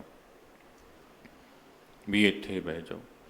ਕੁਦਰਤ ਨੇ ਜੋ ਘਰ ਉਹਨਾਂ ਨੂੰ ਦਿੱਤਾ ਸੀ ਉਹ ਉਹਦੇ ਤੋਂ ਖੋਹ ਲਿਆ ਤੇ ਇੱਕ ਨਿੱਕਾ ਜਿਹਾ ਸੀ ਬਣਾ ਕੇ ਦੇ ਦਿੱਤਾ। ਜਿਵੇਂ ਅਸੀਂ ਆਪਣੇ ਜੀਵਨ 'ਚ ਤਬਦੀਲੀ ਲੈ ਕੇ ਆਏ ਹਾਂ ਨਾ, ਮਨੁੱਖੀ ਸੱਭਿਅਤਾ ਦੇ ਵਿਕਾਸ ਜਿਹਨੂੰ ਕਿਹਾ ਜਾਂਦਾ, ਇਹਦੇ 'ਚ ਜੋ ਤਬਦੀਲੀਆਂ ਆਈਆਂ ਨੇ, ਕਿਸੇ ਨਾ ਕਿਸੇ ਤਰੀਕੇ ਇਹੋ ਤਬਦੀਲੀਆਂ ਕੁਦਰਤ ਦੇ ਇਹਨਾਂ ਜੀਵਾਂ 'ਚ ਕਰਨ ਦੀ ਕੋਸ਼ਿਸ਼ ਕੀਤੀ ਜਾਂਦੀ। ਮੈਂ ਅਕਸਰ ਬੇਨਤੀ ਕਰਦਾ ਹੁੰਦਾ, ਘਰੇ ਆਪਾਂ ਪਸ਼ੂ ਰੱਖੇ ਹੁੰਦੇ ਨੇ, ਮੱਝਾਂ ਗਾਵਾਂ, ਉਹਨਾਂ ਵਿਚਾਰੀਆਂ ਨੂੰ ਕੀ ਪਤਾ ਵਾ ਬਈ ਉਹਨਾਂ ਨੂੰ ਖੁਰਲੀ ਤੇ ਬੰਨ੍ਹ ਕੇ ਪੱਠੇ ਪਾ ਕੇ ਉਹਨਾਂ ਨੂੰ ਚੋ ਕੇ ਉਹਨਾਂ ਦੇ ਦੁੱਧ ਦਾ ਵਪਾਰ ਕੀਤਾ ਜਾਂਦਾ, ਉਹਨਾਂ ਨੂੰ ਤੇ ਨਹੀਂ ਪਤਾ। ਪਸ਼ੂ ਨੂੰ ਤੇ ਨਹੀਂ ਪਤਾ ਨਾ ਵੀ ਉਹਦੀ ਕੀਮਤ 70,000 ਆ ਕਿ ਲੱਖ ਰੁਪਈਆ, ਇਹ ਕੀ ਹੁੰਦਾ। ਇਹ ਤੇ ਅਸੀਂ ਜਿਵੇਂ ਦੇ ਆਪ ਬਣੇ ਉਵੇਂ ਦਾ ਅਸੀਂ ਬਾਕੀ ਪ੍ਰਕਿਰਤੀ ਨੂੰ ਬਣਾਉਣਾ ਸ਼ੁਰੂ ਕਰ ਦਿੱਤਾ। ਜਿਹੋ ਜਿਹੀ ਬਿਰਤੀ ਆਪਣੀ ਬਣੀ, ਉਵੇਂ ਦੀ ਬਿਰਤੀ ਅਸੀਂ ਬਾਕੀ ਜੀਵਾਂ ਦੀ ਬਣਾਉਣੀ ਸ਼ੁਰੂ ਕਰ ਦਿੱਤੀ, ਉਵੇਂ ਦੀ ਉਹ ਚੀਜ਼ਾਂ ਉਹਨਾਂ ਉੱਪਰ ਲਾਗੂ ਕਰਨੀਆਂ ਸ਼ੁਰੂ ਕਰ ਦਿੱਤੀਆਂ। ਸੋ ਦਇਆ ਦੀ ਜਿਹੜੀ ਮੈਂ ਬੇਨਤੀ ਸਾਂਝੀ ਕਰ ਰਿਹਾ ਸਾਂ, ਦਇਆ ਦੀ ਗੱਲ ਬੜੀ ਹੁੰਦੀ, ਜੀਵਾਂ ਤੇ ਦਇਆ ਕਰਨ ਦੀ, ਪਰ ਉਸ ਜੀਵ ਦਇਆ ਦੇ ਵਿੱਚ ਮਨੁੱਖਾਂ ਨੂੰ ਰੱਖਣਾ ਹੀ ਭੁੱਲ ਜਾਂਦੇ ਨੇ। ਜਿਸ ਸ਼ਿੱਦਤ ਨਾਲ ਲੋਕੀ ਨਿੱਕੇ ਨਿੱਕੇ ਜੀਵਾਂ ਤੇ ਦਇਆ ਕਰਦੇ ਨੇ, ਜੇ ਉਹਦਾ ਮਨੁੱਖਾਂ ਤੇ ਵੀ ਕਰਨ ਤਾਂ ਚੇਤਾ ਰੱਖਣਾ, ਕਦੀ ਮਨੁੱਖਤਾ ਦੇ ਘਾਣ ਵਰਗੀਆਂ ਘਟਨਾਵਾਂ ਦੁਨੀਆ ਦੇ ਕਿਸੇ ਖੇਤਰ ਵਿੱਚ ਨਾ ਵਾਪਰਨ, ਖਾਸ ਕਰਕੇ ਭਾਰਤ ਵਰਗੇ ਮੁਲਕ ਵਿੱਚ ਤੇ ਬਿਲਕੁਲ ਨਾ ਵਾਪਰਨ, ਜਿੱਥੇ ਜੀ ਦਇਆ ਦਾ ਬੜਾ ਵੱਡਾ ਢੰਡੋਰਾ ਪਿੱਟਿਆ ਜਾਂਦਾ। ਕਦੀ ਕਿਹੜੀ ਕਮਿਊਨਿਟੀ ਦੇ ਲੋਕਾਂ ਨੂੰ ਕਤਲ ਕਰ ਦਿੱਤਾ ਜਾਂਦਾ ਬੇਰਹਿਮੀ ਨਾਲ, ਸੈਂਕੜਿਆਂ ਦੀ ਗਿਣਤੀ 'ਚ, ਕਦੇ ਕਿਹਨਾਂ ਨੂੰ ਕਦੇ ਕਿਹਨਾਂ ਨੂੰ, ਘੱਟ ਗਿਣਤੀਆਂ ਦੇ ਉੱਪਰ ਤੇ ਨਿੱਤ ਦਿਹਾੜੇ ਇਹ ਚੀਜ਼ਾਂ ਵਾਪਰਦੀਆਂ ਨੇ, ਨਿੱਤ ਦਿਹਾੜੇ ਵਾਪਰਦੀਆਂ ਨੇ। ਸਿੱਖਾਂ ਦੇ ਨਾਲ ਕੀ ਕੁਝ ਨਹੀਂ ਹੋਇਆ ਲੰਘੇ ਸਾਲਾਂ ਦੇ ਵਿੱਚ। ਕਿੱਥੇ ਜਾਂਦੀ ਹੈ ਜੀ ਦਇਆ ਉਸ ਵੇਲੇ? ਪਸ਼ੂਆਂ ਤੇ ਜਾਨਵਰਾਂ ਪ੍ਰਤੀ ਜੋ ਪੈਦਾ ਹੁੰਦੀ ਆ, ਮਨੁੱਖਾਂ ਦੀ ਵਾਰੀ ਆ ਕੇ ਉਹ ਕਿੱਥੇ ਚਲੀ ਜਾਂਦੀ? ਉਹ ਦਇਆ ਕਿੱਥੇ ਅਲੋਪ ਹੋ ਜਾਂਦੀ? ਸੋ ਇਹ ਸਮਝਣਾ ਪੈਣਾ ਸਾਧ ਸੰਗਤ। ਮਹਾਰਾਜ ਜੀ ਕਹਿੰਦੇ ਇਹ ਜਿਹੜੇ ਦਿਖਾਵੇ ਦੇ ਕਰਮ ਨੇ ਨਾ, ਇਹਨਾਂ ਦਿਖਾਵੇ ਦੇ ਕਰਮਾਂ ਨੂੰ, ਭਾਵੇਂ ਤੀਰਥ ਹੈ, ਤਪ ਹੈ, ਦਇਆ ਹੈ, ਦਾਨ ਹੈ, ਇਹਨਾਂ ਨੂੰ ਕਰਕੇ ਜੇ ਮਿਲਦਾ ਤੇ ਮਾੜੀ ਮੋਟੀ ਸ਼ੌਹਰਤ ਮਿਲਦੀ ਹੈ, 4 ਦਿਨਾਂ ਦੀ ਜੈ ਜੈਕਾਰ ਮਿਲਦੀ, ਹੋਰ ਕੁਛ ਨਹੀਂ ਮਿਲਦਾ। ਬਸ ਬੰਦਾ ਇਹਨਾਂ ਚੀਜ਼ਾਂ ਦੇ ਪਿੱਛੇ ਹੀ ਦੌੜਿਆ ਫਿਰਦਾ ਸਾਰੀ ਉਮਰ। ਤੇ ਹੁਣ ਇੱਥੇ ਸਤਿਗੁਰੂ ਕਹਿਣ ਲੱਗੇ, ਓਛੇ ਤਪ ਕਰ ਬਾਹੁਰ ਐਵੋ, ਇੰਦਰ ਲੋਕ ਸ਼ਿਵ ਲੋਕੈਂ ਜੈਵੋ। ਕਹਿੰਦੇ ਬੰਦਾ ਨਾ ਤਪ ਕਰਕੇ ਇੱਛਾ ਕੀ ਰੱਖਦਾ ਮਨ ਵਿੱਚ, ਬਈ ਮੈਂ ਇੰਦਰਪੁਰੀ ਚਲਿਆ ਜਾਵਾਂ, ਮੈਂ ਸ਼ਿਵਪੁਰੀ ਚਲਾ ਜਾਵਾਂ, ਬ੍ਰਹਮ ਲੋਕ 'ਚ ਮੈਂ ਪਹੁੰਚ ਜਾਵਾਂ। ਇੱਦਾਂ ਦੀ ਇੱਛਾ ਮਨ ਵਿੱਚ ਰੱਖੀ ਜਾਂਦੀ। ਬਾਬਾ ਕਬੀਰ ਜੀ ਕਹਿਣ ਲੱਗੇ, ਤਪ ਆਦਿਕ ਕਰਕੇ ਇਹਨਾਂ ਪੁਰੀਆਂ ਦੇ ਵਿੱਚ ਜਾਣ ਦੀ ਇੱਛਾ ਰੱਖੀ ਜਾਂਦੀ ਹੈ, ਪਰ ਬਾਹੁਰ ਐਵੋ, ਪਰ ਮੁੜ ਕੇ ਕੀ ਹੁੰਦਾ ਆ ਜੀ, ਮਨੁੱਖ ਇਹਨਾਂ ਪੁਰੀਆਂ 'ਚ ਤੇ ਕੀ ਜਾਣਾ, ਇੱਥੇ ਹੀ ਜਨਮ ਮਰਨ ਦੇ ਗੇੜ 'ਚ ਪਿਆ ਮਿਲ ਜਾਂਦਾ ਆਪਾਂ ਨੂੰ। ਇਹ ਜਨਮ ਮਰਨ ਦੇ ਗੇੜ ਵਿੱਚੋਂ ਤੇ ਇੱਥੇ ਨਿਕਲ ਨਹੀਂ ਸਕਿਆ, ਤੇ ਅੱਗੇ ਕਿਵੇਂ ਉਹਨਾਂ ਪੁਰੀਆਂ 'ਚ ਪਹੁੰਚਣਾ ਕਰੇਗਾ।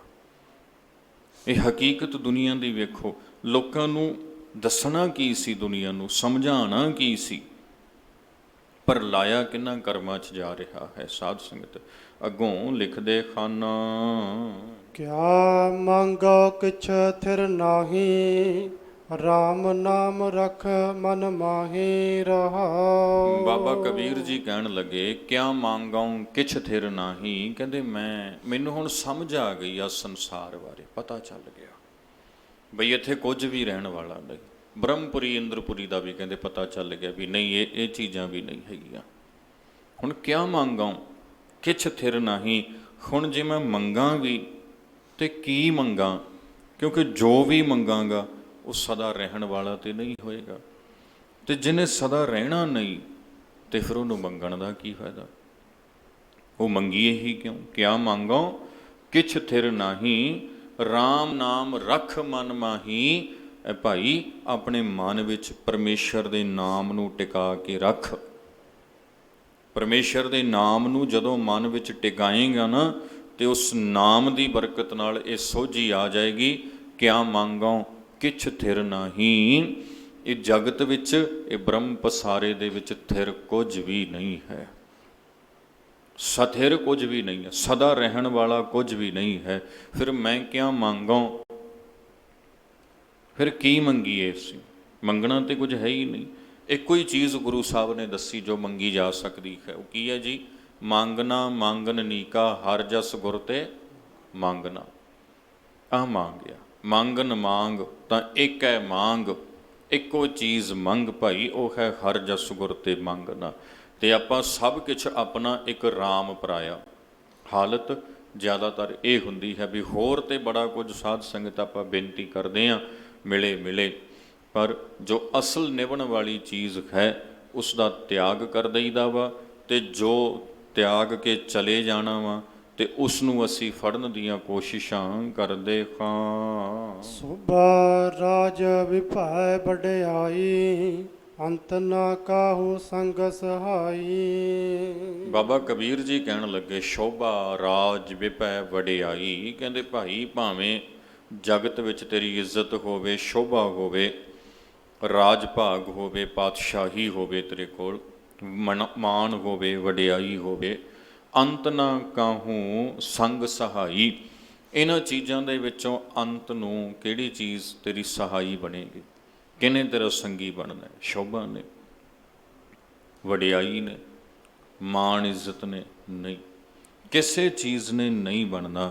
ਜਦੋਂ ਇਹ ਚੀਜ਼ਾਂ ਸਦਾ ਰਹਿਣ ਵਾਲੀਆਂ ਨਹੀਂ, ਫਿਰ ਇਹਨਾਂ 'ਚ ਉਲਝਣ ਦਾ ਵੀ ਕੋਈ ਫਾਇਦਾ ਨਹੀਂ। ਸਾਧ ਸੰਗਤ ਚੇਤਾ ਰੱਖਣਾ, ਜਿਹਨੂੰ ਨਾ ਸਾਧ ਸੰਗਤ ਮਾਣ ਤੇ ਅਪਮਾਨ ਇੱਕ ਜੈਸਾ ਲੱਗਣ ਲੱਗ ਪੈਂਦਾ ਹੈ, ਉਸ ਨੂੰ ਵਡਿਆਈ ਮਿਲੇ ਉਹ ਤਾਂ ਵੀ ਪਰਵਾਹ ਨਹੀਂ ਕਰਦਾ, ਉਸ ਨੂੰ ਵਡਿਆਈ ਨਾ ਵੀ ਮਿਲੇ ਤਾਂ ਵੀ ਪਰਵਾਹ ਨਹੀਂ ਕਰਦਾ। ਗੁਰੂ ਸਾਹਿਬ ਬਾਣੀ 'ਚ ਆਪਾਂ ਨੂੰ ਸਮਝਾਉਂਦੇ ਨੇ ਨਾ, ਆਸਾ ਮਨਸਾ ਸਗਲ ਤਿਆਗੈ, ਜਗ ਤੇ ਰਹਿ ਨਿਰਾਸਾ। ਆਸ ਨਹੀਂ ਰੱਖਦਾ ਆਪਣੇ ਮਨ 'ਚ ਬਈ ਮੈਨੂੰ ਵਡਿਆਈ ਮਿਲੇ, ਤੇ ਜੇ ਮਿਲ ਵੀ ਜਾਵੇ ਤਾਂ ਵੀ ਕੋਈ ਗੱਲ ਨਹੀਂ, ਜੇ ਨਾ ਮਿਲੇ ਤਾਂ ਵੀ ਕੋਈ ਗੱਲ ਨਹੀਂ। ਕਿਹੜਾ ਆਸ ਰੱਖੀ ਸੀ? ਉਮੀਦ ਤੇ ਰੱਖੀ ਨਹੀਂ ਸੀ ਨਾ। ਇਸ ਲਈ ਜੇ ਵਡਿਆਈ ਮਿਲ ਗਈ ਤਾਂ ਕੀ ਹੋ ਗਿਆ? ਤੇ ਜੇ ਵਡਿਆਈ ਮਿਲੀ ਵੀ ਹੈ, ਫਿਰ ਵੀ ਮਨ ਵਿੱਚ ਇਹ ਚੀਜ਼ ਰੱਖੀ ਹੈ ਵੀ ਜੇ ਅੱਜ ਵਡਿਆਈ ਮਿਲੀ ਹੈ ਨਾ, ਕੱਲ੍ਹ ਨੂੰ ਜਾ ਵੀ ਸਕਦੀ ਆ। ਤੇ ਕਦੀ ਵੀ ਵਡਿਆਈਆਂ ਨਾਲ ਬੱਝੇ ਨਹੀਂ ਰਹਿੰਦੇ ਹੁੰਦੇ। ਕਈ ਵਾਰੀ ਇਹ ਬੇਨਤੀ ਆਪਾਂ ਸਾਂਝੀ ਕੀਤੀ, ਮਨੁੱਖ ਦੀ ਵਡਿਆਈ ਪਦਾਰਥਾਂ ਕਰਕੇ ਨਹੀਂ ਹੈ ਸਾਧ ਸੰਗਤ। ਜੀਵਨ ਦੀ ਘਾਟ ਤੇ ਉਹ ਜਿਹੀ ਘੜਨੀ ਚਾਹੀਦੀ ਹੈ ਵੀ ਇਹ ਵਸਤੂਆਂ ਜੀਵਨ ਨਾਲ ਜੁੜ ਕੇ ਮਹਾਨ ਹੋ ਜਾਣ, ਜੀਵਨ ਨਾਲ ਜੁੜ ਕੇ, ਹੈ ਨਾ। ਕਿ ਜਦੋਂ ਆਪਾਂ ਸਤਿਗੁਰੂ ਜੀ ਦੀ ਪਾਵਨ ਬਾਣੀ ਨੂੰ ਪੜ੍ਹਦੇ ਹਾਂ, ਸਤਿਗੁਰੂ ਜੀ ਦਾ ਪਾਵਨ ਉਪਦੇਸ਼ ਇਸ ਨੂੰ ਵਿਚਾਰਦੇ ਹਾਂ, ਤਾਂ ਸਪਸ਼ਟ ਤੌਰ 'ਤੇ ਗੁਰੂ ਸਾਹਿਬ ਆਪਾਂ ਨੂੰ ਇਹ ਦੱਸਦੇ ਨੇ ਵੀ ਇਹ ਚੀਜ਼ਾਂ ਮਾਣ ਹੈ, ਵਡਿਆਈ ਹੈ, ਸ਼ੋਭਾ ਹੈ, ਅੰਤ ਨੂੰ ਨਾਲ ਨਹੀਂ ਜਾਣਾ। ਜਦੋਂ ਇਹਨੇ ਨਹੀਂ ਜਾਣਾ ਫਿਰ ਇਹਦੇ 'ਚ ਉਲਝੀਏ ਨਾ। ਫਿਰ ਹਰ ਥਾਂ ਤੋਂ ਇਹ ਆਸ ਰੱਖੀਏ ਬਈ ਮੈਨੂੰ ਵਡਿਆਈ ਮਿਲੇਗੀ, ਮਾਣ ਮਿਲੇਗਾ। ਚੇਤਾ ਰੱਖਣਾ, ਜਦੋਂ ਇਹ ਚੀਜ਼ਾਂ ਨੂੰ ਤਿਆਗ ਦਿਆਂਗੇ ਨਾ ਸਾਧ ਸੰਗਤ, ਕਈ ਰਿਸ਼ਤੇ ਸਾਡੇ ਟੁੱਟਣੋਂ ਬਚ ਜਾਣਗੇ। ਸਮਾਜਿਕ ਪੱਖ ਤੋਂ ਜੇ ਆਪਾਂ ਵੇਖੀਏ, ਬੜੇ ਰਿਸ਼ਤਿਆਂ ਨੇ ਟੁੱਟਣੋਂ ਬਚ ਜਾਣਾ। ਆਪਣੇ ਤੇ ਪੰਜਾਬੀ ਵਿਆਹਾਂ 'ਚ ਹੀ ਰੁੱਸ ਜਾਂਦੇ ਆ ਜੀ, ਕਿ ਕੰਬਲ ਨਹੀਂ ਦਿੱਤਾ। ਉਹ ਨਾ ਥੱਲੇ ਵਿਛਾਉਣ ਦੇ ਕੰਮ ਆਉਂਦਾ, ਨਾ ਉੱਤੇ ਲੈਣ ਦੇ। 20 ਰੁਪਈਆਂ ਦਾ ਹੁੰਦਾ ਨਹੀਂ, ਉਹ ਨਿੱਕੀ ਜਿਹੀ ਚੀਜ਼ 'ਤੇ ਹੀ ਰੁੱਸ ਜਾਂਦੇ ਆ।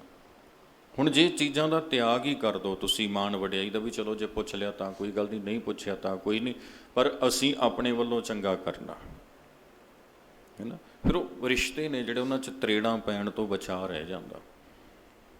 ਸਫ਼ਰ ਨੇ ਜਿਹੜੇ ਉਹ ਵਧੀਆ ਲੰਘ ਜਾਂਦੇ ਨੇ ਅੱਗੇ। ਹੁਣ ਇਹ ਚੀਜ਼ਾਂ ਹਨਗੀਆਂ ਤੇ ਸਧਾਰਨ ਜੀਵਨ ਵਿੱਚ ਵੀ ਕੰਮ ਆਉਣ ਵਾਲੀਆਂ, ਪਰ ਆਪਾਂ ਤੇ ਅਧਿਆਤਮਿਕ ਜੀਵਨ ਵਿੱਚ ਵੀ ਲਾਗੂ ਨਹੀਂ ਕੀਤੀਆਂ ਸਾਧ ਸੰਗਤ। ਆਮ ਜੀਵਨ ਵਿੱਚ ਤੇ ਕਰਨੀਆਂ ਕਿੱਥੋਂ ਨੇ? ਕਿੰਨੇ ਵਧੀਆ ਤਰੀਕੇ ਨਾਲ ਸਤਿਗੁਰੂ ਆਪਾਂ ਨੂੰ ਦੱਸ ਰਹੇ ਨੇ। ਸ਼ੋਭਾ, ਮਾਣ, ਵਿਭੈ, ਵਡਿਆਈ, ਅੰਤ। ਸ਼ੋਭਾ, ਰਾਜ, ਵਿਭੈ, ਵਡਿਆਈ, ਅੰਤ ਨਾ ਕਾਹੂ ਸੰਗ ਸਹਾਈ। ਅੰਤ ਨੂੰ ਇਹਨਾਂ ਦੇ ਵਿੱਚੋਂ ਕੁਝ ਵੀ ਸੰਗ ਸਹਾਈ ਨਹੀਂ ਹੈ। ਪੁੱਤਰ ਕਲਤਰ ਲక్ష్ਮੀ ਮਾਇਆ, ਇਨ ਤੈ ਕਹੋ ਕਬਨੇ ਸੁਖ ਪਾਇਆ। ਪੁੱਤਰ ਕਲਤਰ ਲక్ష్ਮੀ ਮਾਇਆ। ਪੁੱਤਰ ਤੇ ਸਮਝ ਦਿਓ ਆਪ ਜੀ, ਧੀਆਂ ਪੁੱਤਰ ਨਿਆਣੇ ਹਨ। ਕਲਤਰ ਦਾ ਅਰਥ ਜੀਵਨ ਸਾਥੀ, ਔਰਤ।